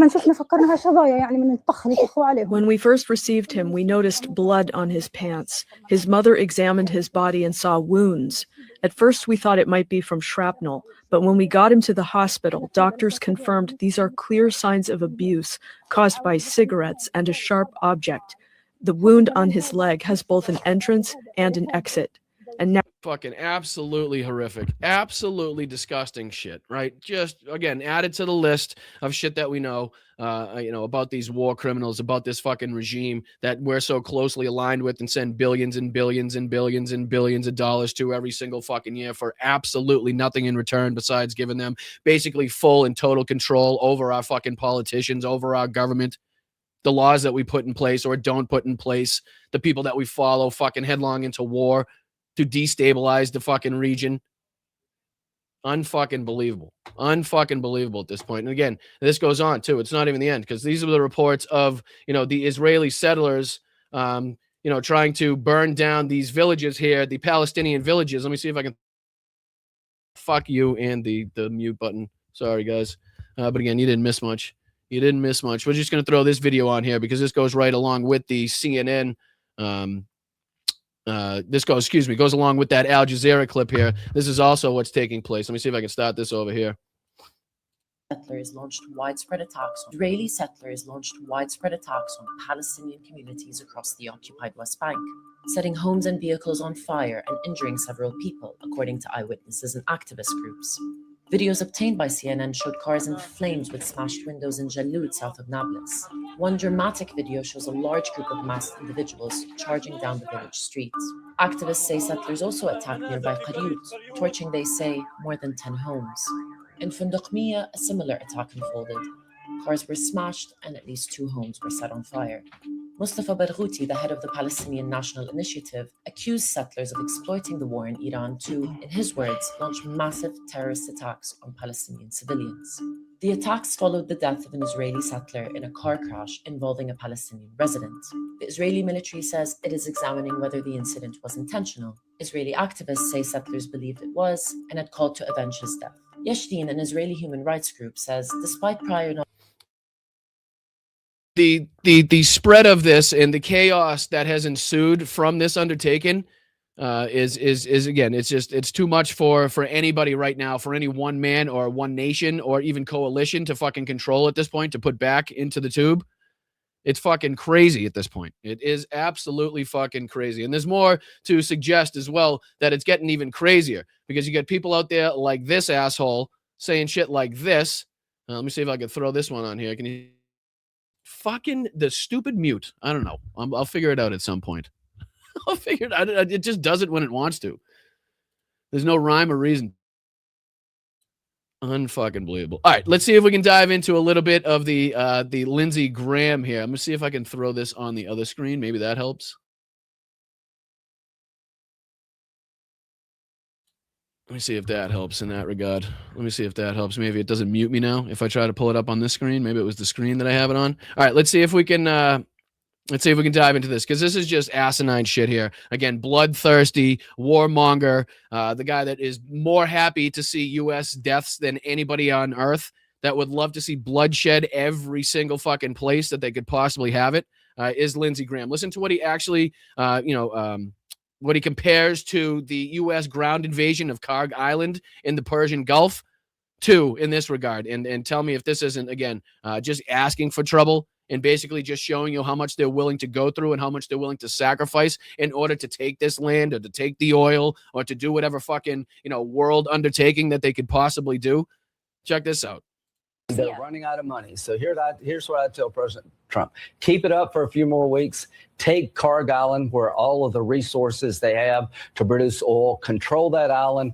Let this regime die on a vine. Is this going to, though, take Karg Island? Is it going to involve U.S. troops on the ground? Let me just read you something from The Atlantic. Does an assessment on that. They say U.S. troops may well take Karg Island. We believe in their ability to do so, but only to endure ballistic missile strikes, drone attacks, petrochemical smoke, all without a reliable means of obtaining logistical support. The result could be a grinding war of attrition. They talk about how far away they would be from resupply. I'm sort of tired of all this armchair quarterback, and this has been amazing. And I'm sick of you going on television fucking shit-faced. How about that, Lindsey? That's what we're tired of. We're tired of you going out there and justifying war. We're tired of you fucking being absolutely ecstatic to see people dying and bombs dropping and children and women being killed all over the place. Like, you've never been more excited. You've never had more fucking energy than when we have the option or the ability to go in and start shooting people. This guy has just never been more satisfied than when we're fucking have the ability to go to war and start killing innocent civilians. But listen to what he actually compares this to. Operation. God bless the fallen. But it's a difference when we talk about troops on the ground. I trust the Marines, not that guy. I trust DOD. We got 2 Marine expeditionary units sailing to this island. We did Iwo Jima. We can do this. The Marines, my money is always on the Marines. I don't know if you... So again, we did Iwo Jima. We could do this. And again, doesn't even bring up the fact that the 82nd has now been deployed there. Again, thus giving us more information, more evidence to suggest that boots on the ground is inevitable at some point in time, considering the goals that we still have or, purport to have as far as the United States cannot be, accomplished, cannot be resolved without boots on the ground. Right, Donald Trump's now back to talking about regime change. He's now talking about somebody else other than the Ayatollah's son being in charge. So again, that is back to now putting regime change back on the table. Apparently, like, they've flip-flopped more times in this than you could find on the beach on a hot summer day at this point. So it's hard to keep track exactly what's been taking place or exactly what they mean or what they're going to follow through on. It really is at this point. It's almost an impossibility to figure out what's going to fucking be the next move in this. It's incredible. It really is fucking absolutely incredible that we continue to see the shit that we're seeing and the nonsense that we're hearing from these people. I mean, you know how many thousands and thousands and thousands of U.S. service members were injured? How many thousands and thousands and thousands lost their lives to take the fucking island of Iwo Jima? Like, do you understand the ramifications? Do you understand the repercussions if we were to, again, put boots on the ground? Fuck you, and you're muting, you son of a bitch. All right, last time we're doing the vertical. It's the last time. I'm not dealing with it. I'm not dealing with the muting. That's it. It's over. It's official. No more fucking vertical. It's a piece of shit. It doesn't work. I don't know why it would mute me at any point in time. It's my show. My name's on it. So fuck you, vertical view. Okay? Anyway, but the more that this guy is on TV calling for bloodlust, like the guy's never been more happy to see people dying, right? The guy's never been more ecstatic or excited to see people dying. It's just when these people are in charge, you know that we're going to get the outcomes where we find ourselves. That's it. That's what happens when these people continuously are in charge. Like how many thousands and thousands of people died to take Iwo Jima?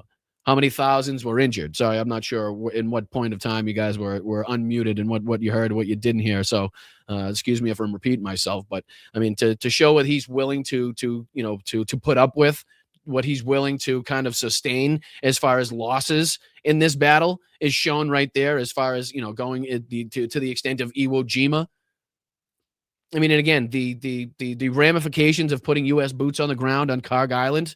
I mean, what do you think the Iranians are going to do? You think they're just going to sit there and let you guys occupy that spot right off the fucking, right off the coast there? I don't think that's going to be a possibility. I think they will definitely retaliate. They will definitely strike and lob, drones and missiles onto Karg Island, thus killing U.S. servicemen and women. A lot more, probably because there'll be a lot more, concentrated on that island. So we're not going to be talking about 5, 10, or 15 even. It'd be exponentially more than that. Again, if they decide to put boots on the ground, that's another escalation in this, which will be met by further escalation by the Iranians, which we continue to see them have the ability to do. We continue to look at, what OSINT Defender does and putting together these clips and these, these different little looks that we can see on how much the administration, how much Pete Hegseth, how much Donald Trump are lying to your faces, as far as the capabilities of the Iranian military, as far as the capabilities of the Iranian leadership right now. We continuously see and hear that they have no ability to strike back. We've hit over 10,000 targets. We've taken out the Air Force. We've taken out the Navy. We've taken out the fucking speedboats. We've taken out the regime. We've taken out everything. There's nothing left to do. This is a victory, total and complete victory. No more targets to hit. It's actually up to the pilots now to distinguish their own targets, because that's kind of, where we're at this point. There's nothing else left, nothing left to strike as far as we could give them. So if they see something, they can report it in. But otherwise, no ability to strike back, no ability to, to cause any damage to our bases or to our allies. That's what you're being told by the regime, by Netanyahu's regime and the Trump regime. But yet we continue to see shit like this every single day. Here's, according to the Saudi Ministry of Defense, in the past hour, 15 Iranian drones have been tracked and shot down over the eastern region of the country. That doesn't seem to me that the Iranians have zero ability, zero capabilities left to put up drones or missiles, right? That tells me the complete opposite. Not only that, but pairing this with the ongoing and seemingly, creeping up ability to penetrate not only the Iron Dome, but also the U.S. air defenses, it is, again, something that directly flies in the face of everything that you're being told now by the propaganda media on the right and also the leadership here in the United States. But that's one of the aspects. Let me see if I can throw this on this other screen. Maybe it won't mute me every time I go over to it. It did mute me every time I went over to it. All right, let's see if we can track this now. So that was about 20 hours ago, 19 hours ago, posted by OSINT Defender, that they had taken down, or at least intercepted, or attempted to intercept at least 15 Iranian drones. This is that explosion at the oil refinery there in Texas that people have been following, the Valero oil refinery in Port Arthur, Texas, which again seemingly will have ramifications. I don't know how big yet, if they've determined on the oil trade there. More of that, but then we continue on to show you the ability, the capabilities, I should say, of the Iranian military to continuously put up and at least endanger and continuously put pressure on different areas. Here's footage coming in from 16 hours ago. Footage shows the efforts of the Israeli air defense systems over Tel Aviv during Iran's most recent ballistic missile strikes on the country. So I find it hard to, how do they have ballistic missiles to launch up there if you've destroyed all the missiles? If they do have missiles, how do they have the ability to launch them if you've destroyed all the launch sites. But if they do have both the missiles and the launch sites, how do they have the ability to continuously strike and get through the air defense systems if you've taken out all of the other capabilities that you have? See how this doesn't lining up, and we don't show these or play these videos to be like, oh, this is good, or clap, or to commend or applaud any of this bullshit? No. The complete and total opposite, right? Absolutely against all of this bullshit. But it's the lies and the propaganda that you're being told by this administration that forces us to play these videos and to call that bullshit out, to show you what's actually taking place, to show you the reality that is happening on the ground in these areas. Because it's not all fucking roses and rainbows. It's not all sunshines and fucking hop skippity scotch here, like Pete Hegseth would have you fucking believe, right? Like they're dancing and prancing since the first bomb was dropped and nothing could go wrong. Meanwhile, we continue to see this shit on a nightly basis. And again, here's a little bit of that footage coming in from the ballistic missile attack over Tel Aviv. שלוש, יש פה מלא נפילות, איציק. Boom. See both the interceptors going up and the missiles trying to come in.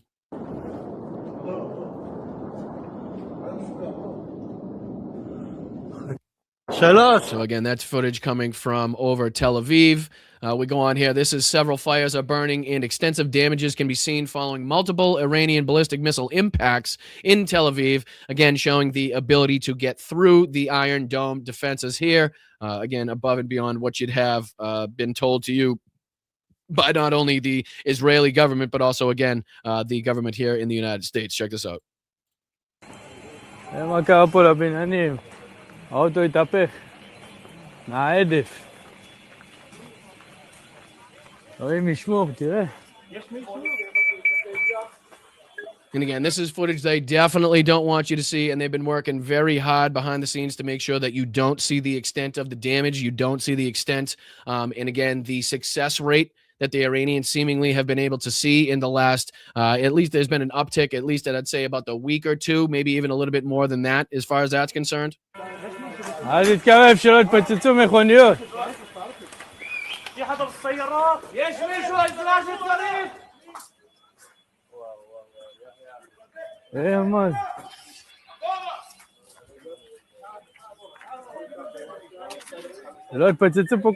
Clear damage to surrounding what looked to be residential buildings, cars overturned, cars on fire, clearly showing and depicting the impact. Here's another one from that same incident, I believe. Multiple injuries are being reported following impact of several ballistic missiles launched by Iran at central Israel. So this may be a different incident. Looks like a separate area, but again, not confirmed. I'm not sure if this is a different angle of the same one or a different one, but it does here say that there were several impacts of Iranian ballistic missiles across central Israel. So very well could be. אין בעיה, רגע, יאללה, אני בא. יופי. So again, these short, quick videos that are what's typically coming out, what we're able to see here. Here's another one. Smoke rises from one of the ballistic missile impact sites in Tel Aviv in central Israel. You can see there on your screen the smoke clearly visible. Here's another angle. Significant damage seen to several commercial and residential buildings in downtown Tel Aviv as a result of numerous impacts from medium-range ballistic missiles fired by Iran. And again, it was the other day, what would we saw? We saw Dimona, and we saw, what was it, Arad, as well as Tel Aviv getting hit as well, to kind of, again, show you the ability they still have to cause damage, to get through the Iron Dome capabilities. There's a few other angles. I'm fighting that situation. So again, you can see how chaotic and out of control this has gotten. Large crater from one of the impacts there seen in Tel Aviv. You can see that was a big boy. And again, we go on. Here's from the Ministry of Defense in the UAE, confirms that Iran has fired 17 one-way attack drones and 5 ballistic missiles at the country today, bringing the total since the war began to 1,806 attack drones, 357 ballistic missiles, and 15 cruise missiles. Again, doesn't really suggest the capabilities being at zilch, being at nothing, as far as their abilities to fight back. Here's another one from the UAE. Announced the death of a civilian contractor with the Emirati Armed Forces at a Moroccan national in an Iranian ballistic missile attack on the Kingdom of Bahrain, an attack which also resulted in injuries to 5 other members of the UAE Ministry of Defense.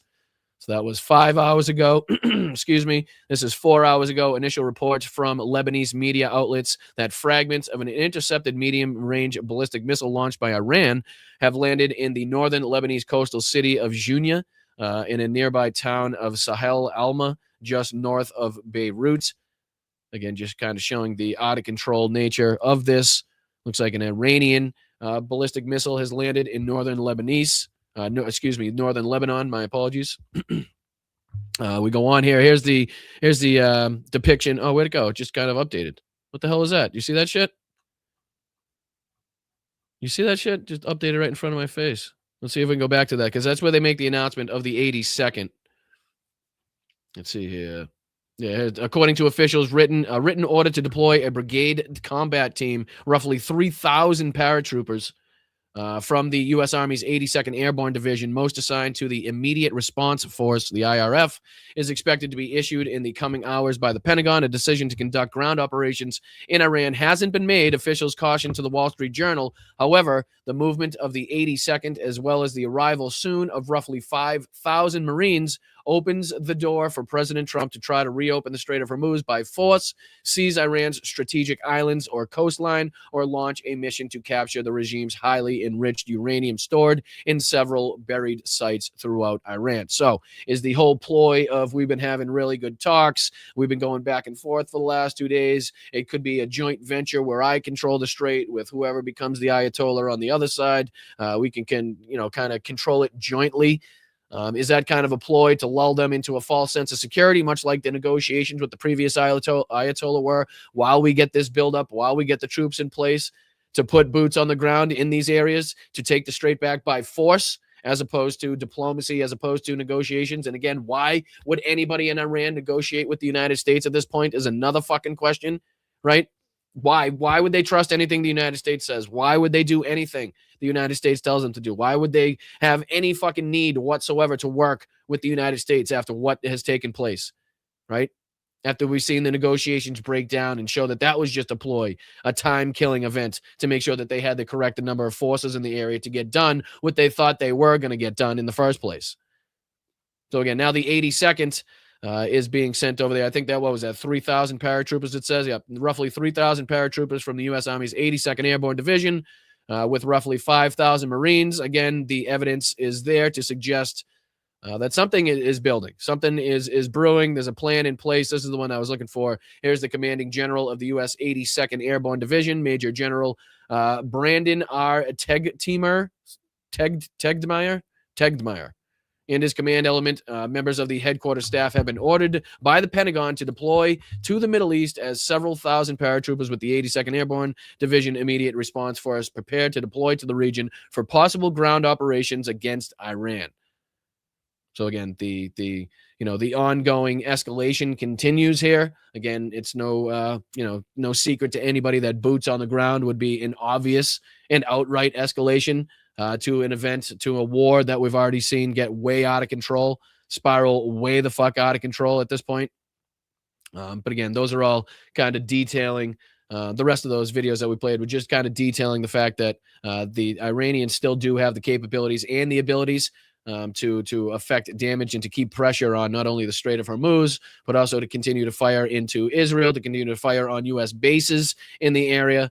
And again, against everything that you're being told by Pete Hegseth and the rest of these assholes in general. But what do you say we finish it off with? What else did we get into? Did I miss anything? I don't think I missed anything on this side of things. I don't think I missed anything on this side of things. So let's see if we can get into, let's finish it off here with a little bit of Benny Johnson trying to claim victory. Now, it might mute me just for a second as I try to put it on the other screen. My apologies, but I shall fix it in just a second. All right, back at it. We're back at it. All right, let's finish it off with this idiot for the rest of the day. We got about 13 minutes left, and then we'll get into thanking everybody that was kind enough to get into, contributing to the show, their generosity and their thanks that they give to the show. I want to make sure we highlight and appreciate everybody as we always do. So let's dive into a little bit of old Benny Johnson. this guy here just becomes more and more sycophantic by the day. He's pretty much thrown in the towel as far as trying to, report on what's happening in reality. And basically he's just now thrown his money behind Donald Trump in every regard and says he shouldn't question anything and everything's part of the plan. Like before he was kind of, having those really quiet videos where he's having to sadly explain all the reality that was going on right now and the instability. Well, basically he said, F that, screw that. No more of that. We voted for Donald Trump for a reason. This is what we wanted to see. The instability, the war, the rising prices. This is exactly what we wanted. But now Benny Johnson is really quick to try to, get some victory out of this. Now saying there's going to be some sort of ceasefire that nobody else is fucking talking about. So let's see if Benny Johnson can enlighten us in any regard. And check out how ridiculously sycophantic every single one of this guy's AI intros is. Like everyone just gets worse and worse and worse at this point. Look at this junk on your screen right now. Ugh. Makes me want to gag. All right. Hit that like button, though. We'll kind of end the show out with this one, and I'll get you guys out of here to enjoy some other great creators that you guys follow. I appreciate you watching here at Blunt Politics. The community that we've managed to build here is absolutely amazing, and it goes a long way to show that I have at least some benefit out there to you guys. So, all right, let's get into this again. Just a couple minutes. We don't have to get into too much of this. It's just him trying to declare victory at any possible turn he can in this. To try to get out of this absolute disaster that he knows he's facing, especially in a midterm election year. Again, Benny Johnson may be dumb, but he also knows exactly what's taking place in reality, while also knowing where his bread is buttered and where the paychecks come from and what he has to kind of espouse on his podcast. So again, let me see if I can throw this on. I don't know what this would look like. Let me see. I'll play the video.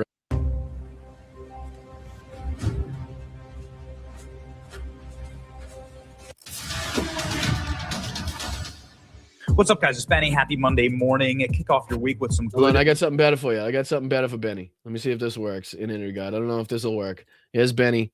Oh, it's close. Shit, I thought it was going to be over his face if I did it right.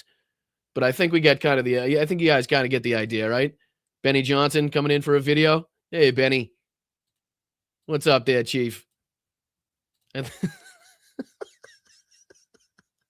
Looks just fucking like him.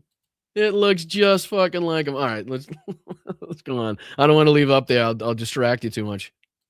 News here, a ceasefire agreement between America and Iran. Check this out. It's kind of what we've been waiting for. President Trump, I am pleased to report that the United States of America and the country of Iran have had over the last 2 days very good and productive conversations regarding a complete and total resolution to our hostilities. Again, this is what it means when you're just blindly reciting the propaganda of the regime. Like we really portray this as being like something that was actually taking place with zero evidence to corroborate any of what's going on, besides the fact that there's been kind of recent reporting that the U.S. did in fact send over some sort of message, some sort of memo, some sort of fucking demands, right? That's absolutely nothing about this seemingly is true. And again, it seems to be more manipulation. Seems to be more of them trying to look like they have some outlet to make it seem like that they have some way out of this when really they absolutely don't. But this is what it means to kind of just blindly recite the propaganda of the regime where he's like, okay, ceasefire, apparently Donald Trump truthed it.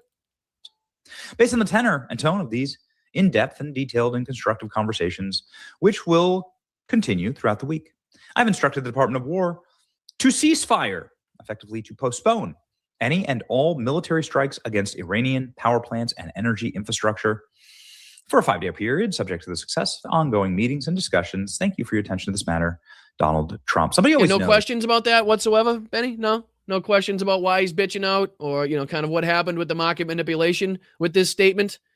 Nothing to see here, nothing to look at in the background, nothing to kind of dig into as far as that's concerned, Benny. You're just going to recite it right off the top, breeze right by that, and go on to the next fucking Twitter. Look at the fucking Twitter clips he's got pulled up at the top of the page. Look how many tabs he's got open. Holy shit. 1, 2, 3, 4, 5, 6, 7, 8, 9, 10, 11, 12, 13, 14, 15, 16, 17, 18, 19, 20, 21, 22, 23, 24, 25, 26, 27, 28, 29, 30, 31, 32. 32 fucking different tabs open just on Twitter alone. Doesn't this guy have a wife and kids? Like, how do you have that much time on your hands, bro? to pull up that. I mean, that's not even counting the Truth Social and the Daily Mail that you can see that he's got pulled up there. 30-something different fucking tweets, and that's his show. That's just his show. Like, we try to mix it up a little bit here, right? We try to give you different articles, different clips, right? Different YouTube videos, different people every time that we can look at and use their, rhetoric or kind of use their bullshit propaganda against them, whatever it may be. We try to at least, change it up a little bit. But 30-something tweets is your show, and that's every show, is got to be fucking boring, right? Looking at the same idiots, looking at the same True Social post and be like, that's right. That's exactly what's going to happen. Man, somebody always knows. I was checking Polymarket yesterday, noticing people opening up positions for a ceasefire before the end of March. A lot of cash riding on this. Someone always knows. And before the end of March? I'm sorry. No, I'm just kind of curious. Now, how is that showing strength? And I'm just curious, when you said you were going to obliterate all of their energy infrastructure if they didn't reopen the Strait of Hormuz, which again hasn't happened. Why that is showing strength? Like, how are you going to relay that as being strength in this situation when he's just blatantly lying about conversations so he can manipulate the market so that his people can make billions of dollars behind the scenes? Just curious. Well, somebody did know. It's amazing. Peace through strength, to put it mildly. Donald Trump, lo and behold, the next day, Donald Trump announces a tentative ceasefire with Iran. This is, of course, going to be a good thing. Wow, isn't that amazing how it's like he said it and then kind of announced it, even though it didn't happen, right? Because he knew what would happen to the markets. He knew that the market was ready to fucking have a conniption as far as whether or not the United States would actually attack Iran, which would, again, cause Iran to attack in retaliation, which would then, make things exponentially worse, which would see the price of oil rise. Again, why you saw the market react the way it did when Donald Trump said, no, don't worry, we got a deal done. We've been talking to them very nicely. I can't tell you who we've been talking to. He can't tell you that. He can't tell you. It wasn't the Ayatollah. It wasn't the Ayatollah's son. It wasn't anybody now that as far as the leadership of Iran. It was somebody else. But Bet, trust me, bro. Trust me, bro. We've been having conversations is basically the message right now. Trust us, bro. Incredible effects. Look at this. The price of oil collapses through the floor. Huh. Very good. And you're not seeing a connection there at all. You're just not seeing maybe, one thing relating to the other one. Maybe, correlation, causation at all. No. Good. Price of oil was up above $100 a barrel. You want it to be down around $50 a barrel. Now it collapsed down to, it looked like it was in the mid 80s. What's it at right now? Actually, curious. Right now it is at the West Texas is at 91.55. Brent at 103.4. Right now, looking at the current market price right now. So again, even up from what Benny Johnson is trying to tout right. And God damn it with the mute. Even though Benny Johnson's trying to say he wants it down at 50-something a barrel, he's trying to show it on the screen as 80-something a barrel. Now back up to West Texas being 91.62 and Brent being 103.4 at the current time right now. So even this video is already late as far as the uptick that we've already seen. It looks like he's showing that as far as 91.54 on his screen. So again, he's not even going to talk about that either. He's just, again, every piece of this is just repeating the propaganda, making it seem like you're just blind, making it seem like there's no rhyme or reason to this. Like everything is on the uptick, right? Everything's fucking going smooth. Everything's going swimmingly, folks. This is exactly what we planned for. Like, this is the guy, literally covering his head and not recognizing that the fucking, the nuclear bomb's about to be dropped. And he's like, no, don't worry about it. It's going to be fine. Everything's going to be great. Don't worry. I wore this hard hat today. We should be safe. Okay, buddy. Well, let me throw Benny back on for you guys. My apologies. Barrel. President Trump says that he's had productive talks with Iran. Yeah. He said it, so it must be true. He said it, so it must be true. And let's not bring up any of the facts that, the Iranians have already come out and said how much bullshit that is and all of the mocking that they've done as far as Donald Trump basically negotiating with himself to manipulate the price of oil. But don't mention any of that, Benny, to you people. That would really suck. That essentially military aggression has been postponed. What does it say? We're getting closer to meeting our objectives. Again, none of the objectives are getting close. Completely degrading Iranian missile capability launchers and everything else pertaining to them.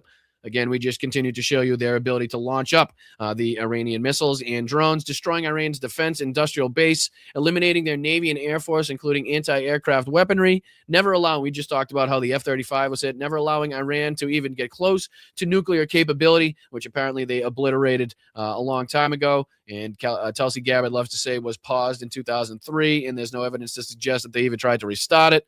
Number 5, protecting at a highest level our Middle Eastern allies, another thing that they've failed to do. The Hormuz Strait to be guarded and policed, another thing that they've failed to do.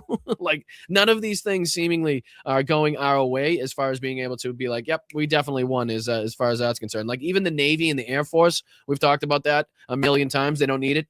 Definitely don't need it. Like, it doesn't matter. They don't need to be able to fight the United States Air Force or the United States military soldier for soldier. They don't need the Blitzkrieg. They don't need the fucking Leningrad type of sieges. They don't need any of that shit. They just need to be able to launch their missiles and launch their drones, control the Strait of Hormuz, and continue to, duck, dodge, and weave as far as being able to, continuously put these things up and cause damage and pressure on the world economy.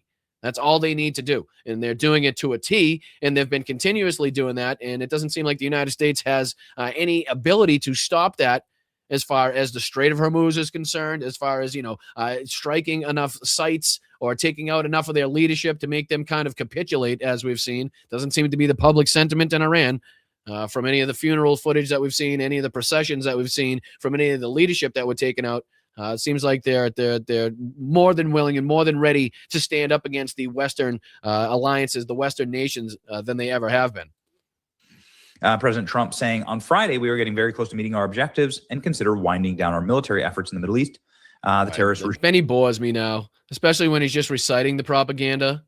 Right. This is another one. I am pleased to report the United States and the country Iran had hold over the last 2 days, and he goes back to this bullshit post. Like, it's the same nonsense. You really don't. No sense dragging you through this. I liked it better when he was kind of, again, doing all his videos really quietly, like, oh, this is bad. This is bad. But since then, he's come out and said, screw it. If you're not going to back Donald Trump 100%, what's the point of getting on your knees in the first place?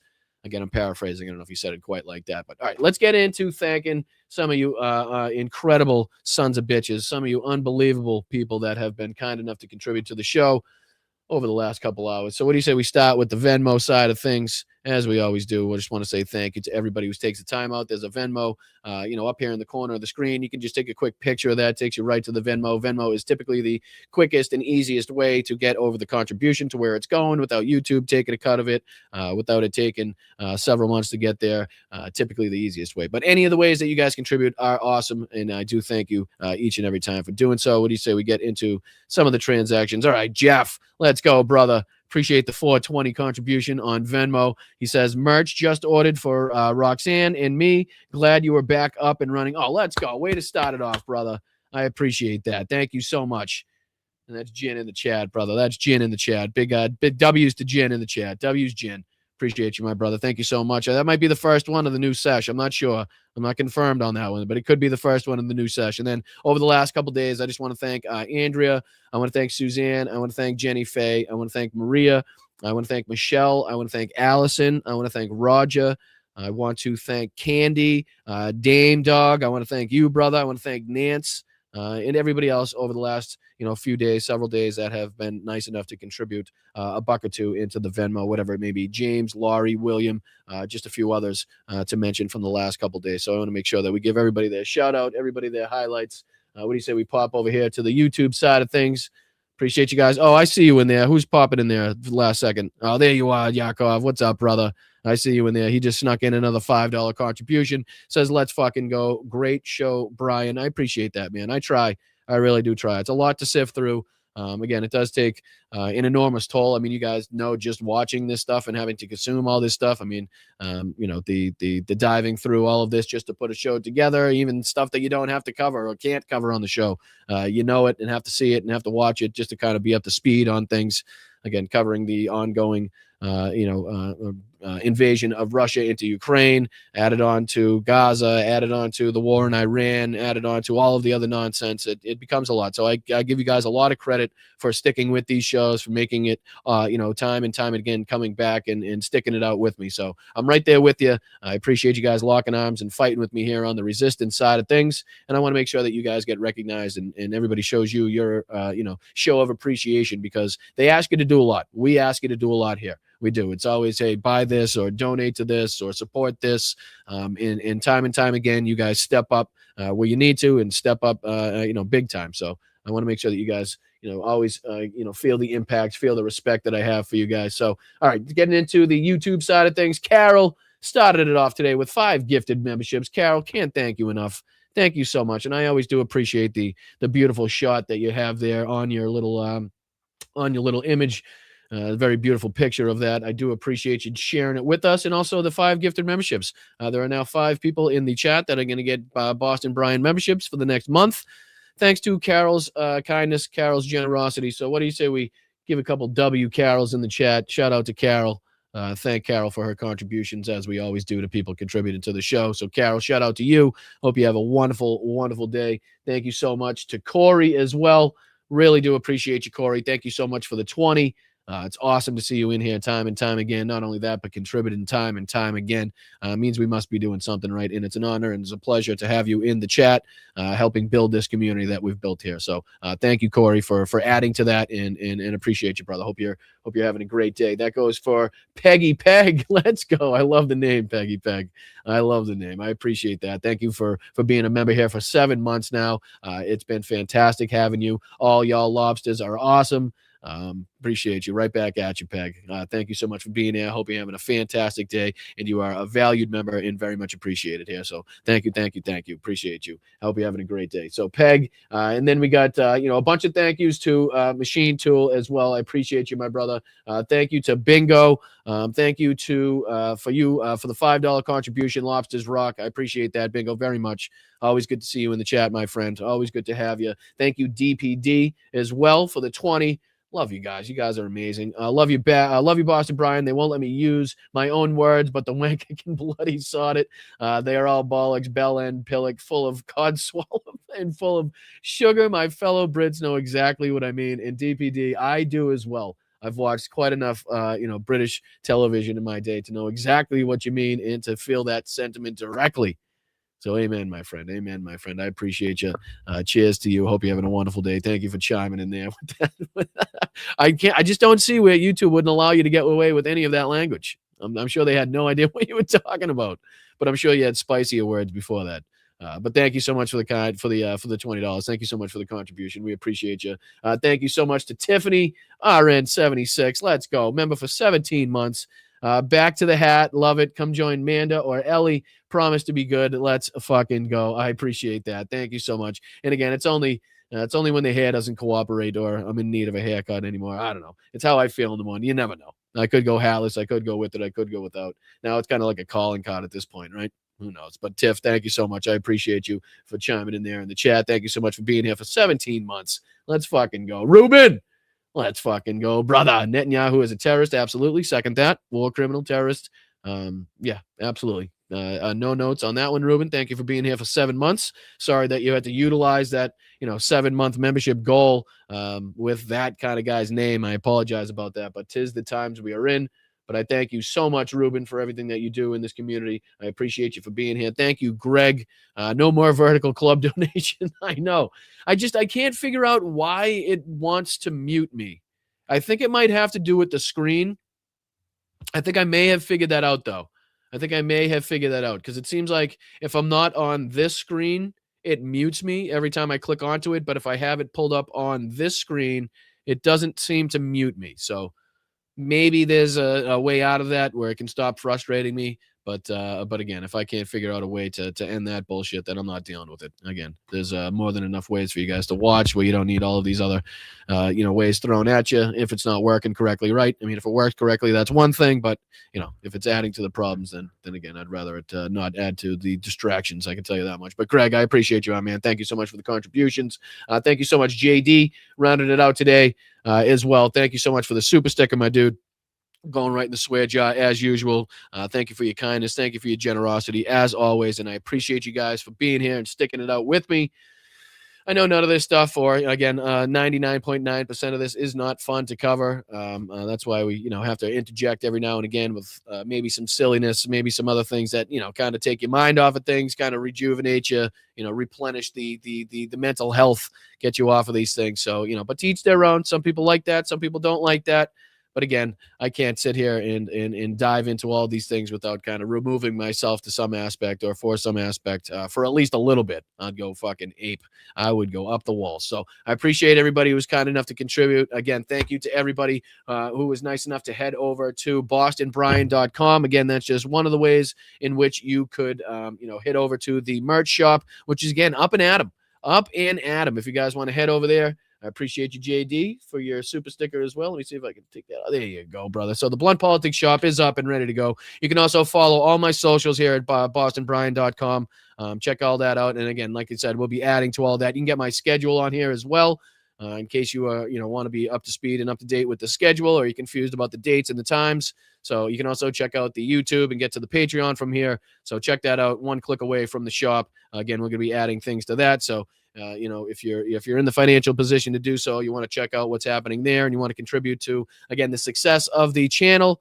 Make it so, again, this is a little bit more of a viable option as far as putting food on the table and paying some bills. That would be fantastic. Again, we try to do things the right way here. No outside resources, no outside companies saying, here, sell my product and tell everybody that it changed your life. Meanwhile, you got it for free last night. So none of that taking place. You don't have to charge, no pay. You don't have to come out of pocket for my Substack.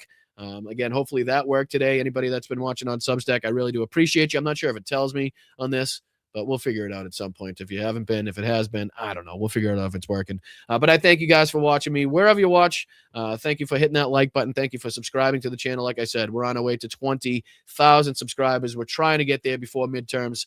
That's the goal. I know it's a big ask. I know it's a huge ask, but again, nothing better to see, nothing better than giving the big old FU, big old middle finger to the GOP as we're taking down the midterm elections. And again, getting this thing going, getting this thing pumping to a point where we're starting to make a huge difference. So it's only with your help. Thank you to the mods. Appreciate everybody on Facebook, YouTube, Twitch, Instagram, Substack, wherever you guys may follow me. Please hit that follow button. Please subscribe to the channel. If you're not already, check it out. If you're not sure if you are already, please check it out. All you got to see is if you're subscribed or not. If you're not, hit that subscribe button. Again, that'll just kind of tell the old algorithm that you like what you're watching, you like what you're seeing, and maybe, people that watch your stuff or follow things similar to what you like, it'll also be sent out to. So thank you guys. I appreciate your help. Again, I'm Boston Brian. Stay loud, stay proud, stay aggressive out there, but keep your head in a swivel. We got the rallies coming up this Saturday as well. So please make sure if you're getting out there for any of the rallies in your city, your town, your village, wherever it may be, that you have some sort of plan, that you're going with some sort of group. Some people out there, you have an exit strategy, you have people watching your back. I just want everybody to be safe out there. I really do. But again, make sure you're getting out there, making your voices heard, using your God-given right to protest in this country to the best of your ability. So I appreciate you guys. I will see you tomorrow for the doubleheader. 2 shows tomorrow. I'm holding up one finger, but I need to hold up 2. 2 shows tomorrow. We get the early Wednesday show at 1 p.m. on the East Coast, and then we got the late night, 8:30 tomorrow night Wednesday show, which is a 2-hour endeavor again. So, again, check that out. Hit the notification bell. That should tell you when I go live. Again, sometimes it does it like a week later. Out of my control if that happens. But, again, anybody that has trouble remembering what times and dates we go live, hit that notification bell, and hopefully it helps you out on that regard. All right, I'm out of here. Thank you again to the best mods on Earth, and thank you again to the best chat on the face of the fucking planet, which is right here next to me, the Blunt Politics crew, right here at the Church of Briantology. Again, just a play, just a joke on the old cult of MAGA, that is. So I appreciate you guys joining me. Thank you if it's your first time. Thank you for sticking with me. And again, hit that like button on the way out, and I will see you tomorrow for a doubleheader, a double dose of the bullshit coming at you tomorrow. All right, I'm out of here. Thank you guys. Thank you to the mods. Please make sure to thank the mods on the way out, and thank anybody that contributed to the show. You guys have been fantastic, continue to be fantastic, and I really do appreciate you guys. So thank you so much.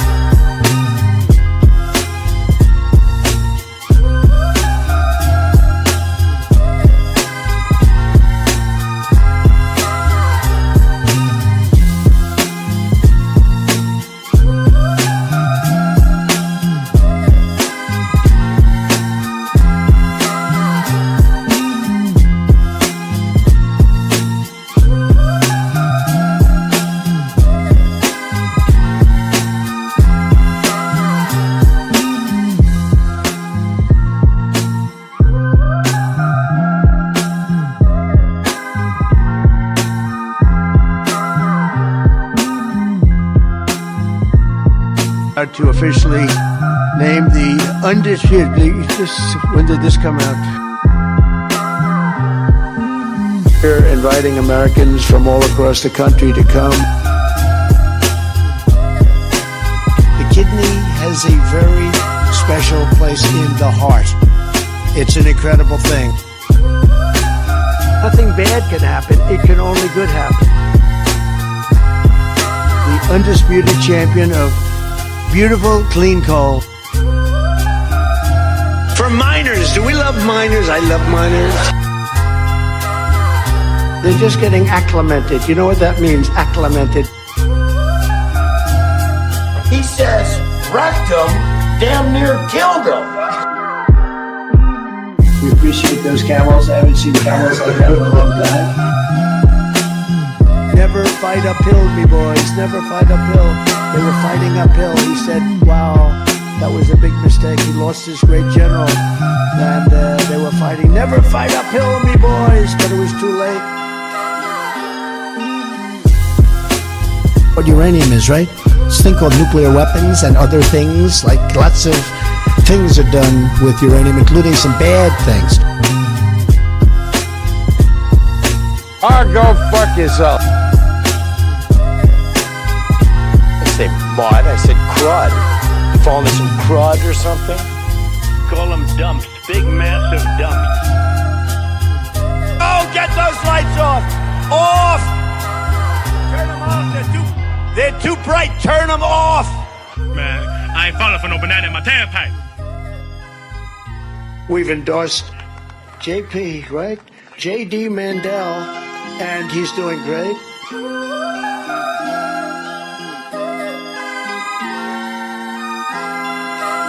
It feels so lovely to be here tonight. What a beautiful night. Give yourselves a round of applause. You're so lovely. Everyone's so lovely. Where you going? Nowhere. Army manned the air. It ran the ramparts. It took over the airports. It did everything it had to do.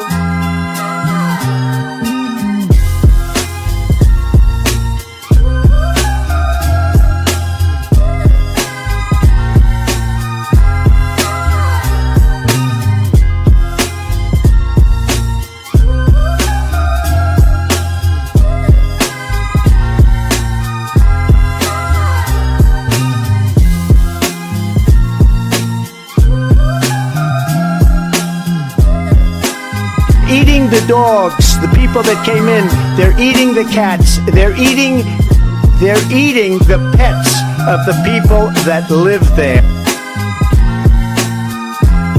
Venezuela, did you just...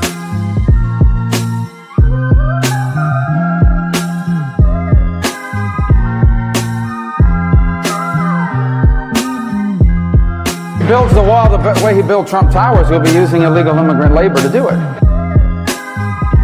Yesterday's a hard word for me. When you ran out the healthy arms, you ran out of really healthy, they had great arms, but they ran out. It's called sports, it's called baseball in particular, and pitchers, I guess you could say, in really particular. We always do about this time. All right, guys, I'll see you tomorrow. Hit that like button on the way out if you haven't yet. Thank you so much. Appreciate you.